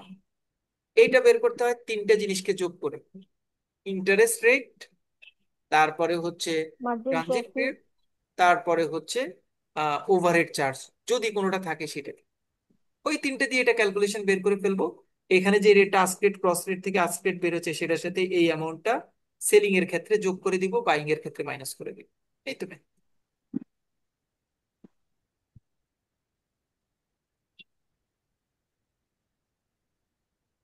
ভাইয়া, হুম। আমাদের যে টোটাল এক্সচেঞ্জ রেট যেটা বের করার জন্য যে তিনটা লাগবে, এই তিনটা তো আমাদের ম্যাথে আমাকে দিয়ে দিবে। হ্যাঁ, ইন্টারেস্ট পার euro, profit margin, math overhead. আপনাদের এতটুকু ম্যাথ থাকবে, এই ম্যাথ এরকম এত বড় ম্যাথ থাকবে, এই যে এটা আচ্ছা, পুরো আপনাদের মানে একটা ম্যাথের, আপনাদের বইয়ের কোশ্চেন এইটুকু কপি পেস্ট। এটা কিন্তু আমি টাইপ করি না, এটা কপি পেস্ট। এগুলি সব দিয়ে দিবে, কিছু কিছু বের সেলিং করতে হবে। রেট যেহেতু আমি ভাইয়া, হ্যাঁ, এক ম্যাথ যদি আমরা ধরে ধরে ফুল একটা ম্যাথ করতাম, A B C D E, মানে একটা প্রথম দিন তো, মানে আমার এটা মনে হচ্ছে একটা একটা ধরে যদি পুরো একটা ম্যাথ করতাম তাহলে মনে হয় অনেক ক্লিয়ার হতো বিষয়টা। একটা ম্যাথ বাকি করলে কোনো হবে না, ম্যাথ আপনি বা সবগুলি করবেন, সব ম্যাথ আপনারা করবেন নিজেরা নিজেরা। এখন নিজেরা নিজেরা ম্যাথ করবেন। ভাইয়া যা বলছেন সবই তো ভুলে গেছি, সবই গুবলে লেগে গেছে। আচ্ছা, তাহলে যেটা করবেন সেটা হচ্ছে যে রেকর্ডিংটা আবার কভার করতে হবে, রেকর্ডিংটা আবার নিতে হবে, রেকর্ডিংটা আবার শুনতে হবে। বস 10 নম্বর যে অঙ্কটা করা দেখাইছিলেন, এখানে কি বস বিট রেটটা কি বের করতে হবে? এখানে আর্টস রেটটা দিয়ে তো আমরা কাজ করতে পারবো না। আচ্ছা, এবার আমরা এই প্রশ্নটায় আসি, যারা একটু টায়ার্ড হয়ে গেছেন আর 5 মিনিটস অর 10 মিনিটস ক্লাস নিব। আচ্ছা, এইটা ইম্পোর্টারের ম্যাথ। ইম্পোর্টার কত রেটে আমার কাছে ডলার নিবে কিনবে, আমি এটা এখান থেকে সেলিং রেট বের করব। এখানে দুইটা রেট দেওয়া আছে, এই দুইটা রেট থেকে মানে এটা দুইটা ইকুয়েশন, এখান থেকে আমি আগে একটা ক্রস রেট বের করব। সেই ক্রস রেট, যেখানে একটা দুইটা, একটা হচ্ছে ইউরো আর বিডিটি, তার মানে ইউরো সাথে বিডিটির আমি ক্রস রেট বের করব। ইম্পোর্টার যেহেতু, তাহলে ক্রস রেটের কোন মানটা আমার দরকার, বিড মান না আস্ক মান? আর্টস। আসমান। আস্ক মান, ঠিক আছে। এটুকুতে কারো কোনো কনফিউশন আছে? হ্যাঁ। নাই। আর একটা প্রশ্ন ছিল, জি। বলছি যখন আমরা ইম্পোর্টারের ক্ষেত্রে করব, হ্যাঁ, তখন তো আমরা হচ্ছে আপনার বের করব হচ্ছে বিট রেট। ইম্পোর্টারের জন্য। এই মানে হচ্ছে সেলিং রেট, আর্টস রেট।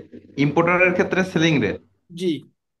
আচ্ছা, সেলিং রেট যখন বের করব সেই ক্ষেত্রে কি আমাদের ইউরোটা এই E/B এই সূত্রটা ইউজ করব? হ্যাঁ, ই ই বাই বি, এই সূত্রটাই আমি ব্যবহার করব। কারণ হচ্ছে, আর B/E এইটা কখন ইউজ করব? আচ্ছা, বি বাই এ, আমার তো আসলে এখানকার মানে এখানে কি করছে কাস্টমার, কি করছে আপনার কাছে, আপনার ইম্পোর্ট মানে করছে। কাস্টমারের কাছ থেকে আপনি ডলার নিচ্ছেন, অথবা কাস্টমার আপনার কাছ থেকে ইউরো নিচ্ছেন। এক্সচেঞ্জ জি তো আপনাদের দুইজনের মধ্যেই হচ্ছে, তাই না? জি। আপনি কাস্টমারকে যেভাবেই দেন, দুইটা জিনিসের আপনার কম্বিনেশন হচ্ছে। একটা হচ্ছে যে আপনি আপনি এখানে এক্সচেঞ্জ করছেন কি, মূলত এক্সচেঞ্জ হচ্ছে ডলার, মূলত এক্সচেঞ্জ হচ্ছে ডলার। তাহলে ডলার এক্সচেঞ্জ হচ্ছে টাকা দিয়ে। আপনি কিন্তু কাস্টমারের কাছ থেকে দুইটা জায়গাতে, হ্যাঁ, বাইং এও বলেন সেলিং এও বলেন, আপনি কিন্তু ফরেন কারেন্সিটা আপনার দিকে নিচ্ছেন, মানে আপনার কাছে রাখছেন বা আপনি কাস্টমারকে দিচ্ছেন, অর্থাৎ ফরেন কারেন্সিটা ডিল থাকছে লোকাল কারেন্সির সাথে। এইটা আপনার ওইরকম মাথায় নেওয়ার দরকার নাই যে ভাইয়া এটা কি আমার ইয়ে করতে হবে কিনা, যে উম, আহ, মানে উল্টা করে কি কোনো ক্যালকুলেশন করতে হবে কিনা, না। এটা একদম ফিক্সড ক্যালকুলেশন হবে। ফরেন কারেন্সির যেটা হবে সেটা এককে ডিনোমিনেশন হবে, লোকাল কারেন্সিটা ডিটেইল নিচে আলাদা থাকে। ডিটারমিনেশনে যাবে। ঠিক আছে, এটা কোনো ধরনের কনফিউশনে নেওয়ার দরকার নাই যে এটা মনে হয় লোকাল কারেন্সিটাকে আগে আমি সেল করব যেহেতু, তাহলে লোকাল কারেন্সিটাকে এককে রাখি, ফরেন কারেন্সিটাকে আলাদা। না, এটা দরকার নেই। সবসময় ফরেন কারেন্সিটা এককে ফরেন রাখবো। কারেন্সিটা এককে থাকবে। রাইট। তাহলে আমরা এখানে সেলিং রেট বের করব। ক্রস রেটে সেলিং রেট এর ম্যাথ আমি অলরেডি আপনাকে দেখিয়েছি। এইটা হচ্ছে বিট রেট, আমি বলেছি বিট রেটটা আমরা করব না, বিট রেট বাদ। আস্ক রেটের এতটুকু করব। আমার টার্গেটেড মান হচ্ছে 119.0085। এটা হচ্ছে ক্রস রেটের আস্ক মান। Exchange rate per euro, cross রেটের আস্ক মান, এটার রেজাল্ট বের হয়ে গেছে, এটা পেয়ে গেছি। এবার এটা বের করতে হবে, এটা বের করতে হবে। এটার জন্য তিনটা জিনিসের যোগফল লাগে। ইন্টারেস্ট পার ইউরো, এই যে এখানে বের করেছে ইন্টারেস্ট। এই যে কারণ আমাদের এখানে তো আস্ক রেটের ইস্যু 119.0085, 119.0085। তারপরে ট্রানজিট পিরিয়ডের সময়টাকে এখানে ভাগ করেছে, ইন্টারেস্ট রেটটাকে এখানে নিয়ে আসছে, তিনটার যোগফল এখানে করেছে ইন্টারেস্ট পার ইউরো।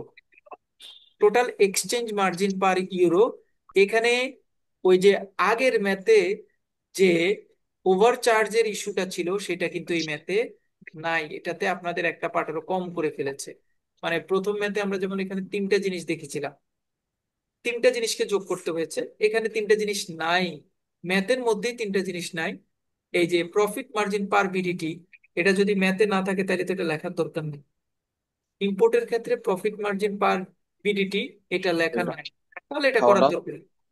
বুঝে লাগছে। বাকি দুইটা জিনিসকে আমি যোগ করে দিলাম, এইটা আর এটা, দুইটা জিনিসকে যোগ করলে selling exchange rate, total exchange margin বের হলো, ইন্টারেস্ট পার ইউরো প্লাস ওভারহেড চার্জ পার ইউরো যোগফল সমান এটা। সেলিং এক্সচেঞ্জ রেট হবে exchange rate per euro plus total exchange margin per euro. Exchange rate হচ্ছে 119 সেলিং রেটটা, প্লাস এটা যোগ করলাম, যোগ করে আমার 120 বের হলো। সেলিং এক্সচেঞ্জ রেট হচ্ছে 120, তাহলে আমার টোটাল সে আমার কাছে নিয়ে আসছে 25,000, সেটা কেটে দিয়ে গুণ করলে এত টাকা অ্যাপ্রক্সিমেট তাকে দিতে হবে। এই হচ্ছে আমাদের মোটামুটি ইম্পোর্ট এবং export related math, cross currency related math. আপনাদের কাজ নেক্সট ফ্রাইডেতে, না ফ্রাইডেতে রাখবো না, স্যাটারডেতে আপনাদের ফরেন এক্সচেঞ্জ ক্লাস রাখবো। আপনাদের কাজ হচ্ছে 96, 97, 98, 99, চারটা ম্যাথ নিজেরা করবেন। HW, কেউ যদি বলেন যে ভাইয়া বুঝেছি, পারছি, কোনো ঝামেলা নাই, এরকম কোনো কন্ডিশন নাই। নিজেরা করবেন 100%, মানে হাতে ধরে ধরে করবেন। প্রত্যেকে ছবি শেয়ার করবেন, প্রত্যেকে, ইচ অ্যান্ড এভরি পার্সন এই চারটা ম্যাথের ছবি শেয়ার করবেন। আপনি শুধু লিখবেন 96, 97, 98, 99, কোনো প্রশ্ন লেখার দরকার নেই, কারণ প্রশ্ন লিখলে এটা বড় হয়ে যাবে। 96, 97, 98, আমার সাথে যতজন আছেন প্রত্যেকে শেয়ার করবেন আমার সাথে। কি অ্যান্সার শিট শেয়ার করবেন, ছবি তুলে তুলে।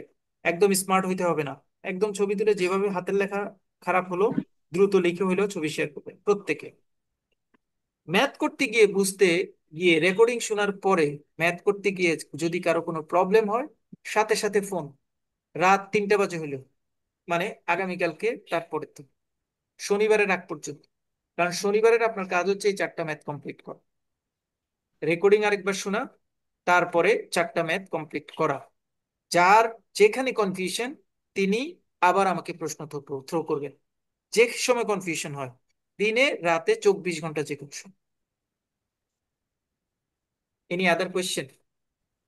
তাহলে শনিবারে আপনাদের ম্যাথ ক্লাস থাকবে, মানে শনিবারে আমরা ফরেন ট্রেড ক্লাস নিব, সেই ক্লাসে আমরা এটা ইভ্যালুয়েশন করব, কার কোন জায়গায় তখনও প্রবলেম রয়ে গেছে এরকম। ঠিক আছে, তাহলে আপনাদের কাজ হচ্ছে রেকর্ডিং একবার শুনবেন, তারপরে আমি যে ফর্মুলা বলেছি, ফর্মুলা বেসিকলি তিনটা। ক্রস রেটের সময় যে কোনাকুনি ক্রস যেটা, এটা আর ফর্মুলা না, এটা আপনাদের মনে হয়ে গেছে, এটা নিয়ে আর কথা বলার দরকার নাই। আমার আসলে মেইনলি এখন ফর্মুলা, বেসিক যে ফর্মুলাটা সেটা একটু মনে রাখতে হবে। অর্থাৎ বেসিক ফর্মুলাটা হচ্ছে আহ, এই ফর্মুলাটা, বাইং রেট বা সেলিং রেটের যোগের বা বিয়োগের ফর্মুলাটা। আর দ্বিতীয়টা হচ্ছে টোটাল এক্সচেঞ্জ মার্জিন বের করার যে ফর্মুলাটা, সেই দুটো ফর্মুলা লিখবো, লিখে তারপরে মুখস্থ করবো, মানে তারপরে ম্যাথ দুটো করবো। রেকিভেন্টে আমরা 16-17টা ফর্মুলা দিয়ে পড়েছি, এখানে দুইটা ফর্মুলার মধ্যে মানে ট্রায়াড হয়ে গেলে হবে না। আপনারা ম্যাথ করলে এখনো যাদের কাছে একটু কনফিউশন মানে হচ্ছে, আশা করছি আপনারা যখন একবার একটা প্র্যাকটিস করবেন তখন আপনাদের কনফিউশন দূর হয়ে যাবে। ক্যালকুলেশনের প্রবলেম হচ্ছে, সিলি প্রবলেম, যে কোনো problem, please let me no, যে কোনো প্রবলেম, যে কোনো ছোট বড়, ভাইয়া এটা তো আবার বুঝি না, আবার একটু বলেন, কোনো সমস্যা নেই। বাট শনিবার পর্যন্ত টাইম, এরপরে আর এটা এটা নিয়ে কোনো প্রশ্ন করলে অ্যান্সার দিব। সো 4টা ম্যাথ শিটটা দেওয়া আছে, প্রিন্ট করে শনিবারের আগ পর্যন্ত 4টা ম্যাথ এইচডব্লিউ সবাই করবেন। এইচডব্লিউ করার পাশাপাশি সেটা ছবি তুলে আমাদের জেনারেল গ্রুপে ছাড়বেন সবাই, কোনো সমস্যা নেই। লেখা খারাপ হলেও কেউ কোনো ধরনের কমেন্ট করবো না, শুধু ম্যাথটা রিভিউ করবো। আর কারো কোনো কথা আছে? ভাইয়া রেকর্ডিংটা একটু তাড়াতাড়ি শেয়ার করে দিন আজকে তাহলে। এখনই শেয়ার করে দিবে, একটু পরে শেয়ার করে দিবে, আমি ওকে বস রাতে এই শেয়ার ম্যাথ করবো। গুলো দেখলে চলবে বস, না বস? জি, এই ম্যাথ গুলো দেখলে চলবে এই ম্যাথগুলি দেখলে চলবে, আর মানে একটু পরে আপনি মাস্টার হয়ে যাবেন। ইনশাল্লাহ বস। ভাইয়া কোন কোন জি ইয়ারের পুরো বলবেন ভাইয়া, কোন কোন ইয়ার? 96, 97, 98, 99, 100 দেওয়া আছে। কেউ যদি মনে করেন যে এটা মানে আপনাদের জন্য সকল ধরনের কাজ রাখছি আমি, আলহামদুলিল্লাহ। 4টা আমি বস নিজে একশো, করে দিছি, একটা আমি নিজে একশোতে তো করি নাই। বস, একশোতে তো এক্সপোর্টার আছে, তাহলে আমাদের কি ইম্পোর্টারটা বেশি ইম্পোর্টেন্ট না বস? হ্যাঁ হ্যাঁ 100 মানে লাস্ট ইয়ার তো বস এক্সপোর্টার বা বাইস এক্সচেঞ্জ, যেটা বাইং এক্সচেঞ্জ, ওই ম্যাথটা আছে হ্যাঁ। আমাদের জন্য। কি আমরা ধরে নিতে পারি, ইম্পোর্টারটা ধরে নিতে পারি কিনা? না, এটা এরকম ধরে নেওয়া যাবে না, এটাতে কনফিডেন্স মানে কনফিউশন আছে। কারণ 98, 99, 98, 96, দেখেন 97 তো কিন্তু 97-তে শুধু ইম্পোর্ট আসছে, আর বাকি সকলেই আর এক্সপোর্ট আসছে। সুতরাং আপনাদের এক্সপোর্ট আবার রিপিট করতে পারে। জি বস। ওকে, তাহলে আজকে ক্লাসটা আমরা এখানে শেষ করব। সবাইকে অসংখ্য ধন্যবাদ 11:30 থ্যাংক ইউ পর্যন্ত বস। সাথে মানে ছিলেন। আমরা মোটামুটি ফ্রেন্ডলি ভাবে ডিসকাস করেছি। ভাইয়া এখন আপনাকেও ধন্যবাদ। জি, ওয়েলকাম। ধন্যবাদ বস। আমরা রেকর্ডিংটা আরেকবার শুনে নিজেরা যদি কেউ 5টা ম্যাথ করেন, আই বিলিভ যে কারো কোনো কনফিউশন থাকবে না। কনফিউশন হলে আমি আছি, গ্রুপও মেসেজ দিতে পারেন, যারা এক্সপার্ট আছেন তারা ওপিনিয়ন দিবে। ভাইয়া আপনার ডেডিকেশনের জন্য আপনাকে ধন্যবাদ ভাইয়া। জি, ঠিক আছে, ওকে, সবাই ভালো থাকবেন, শুভরাত্রি, আসসালামু আলাইকুম। আসসালামু আলাইকুম। ওয়ালাইকুম আসসালাম।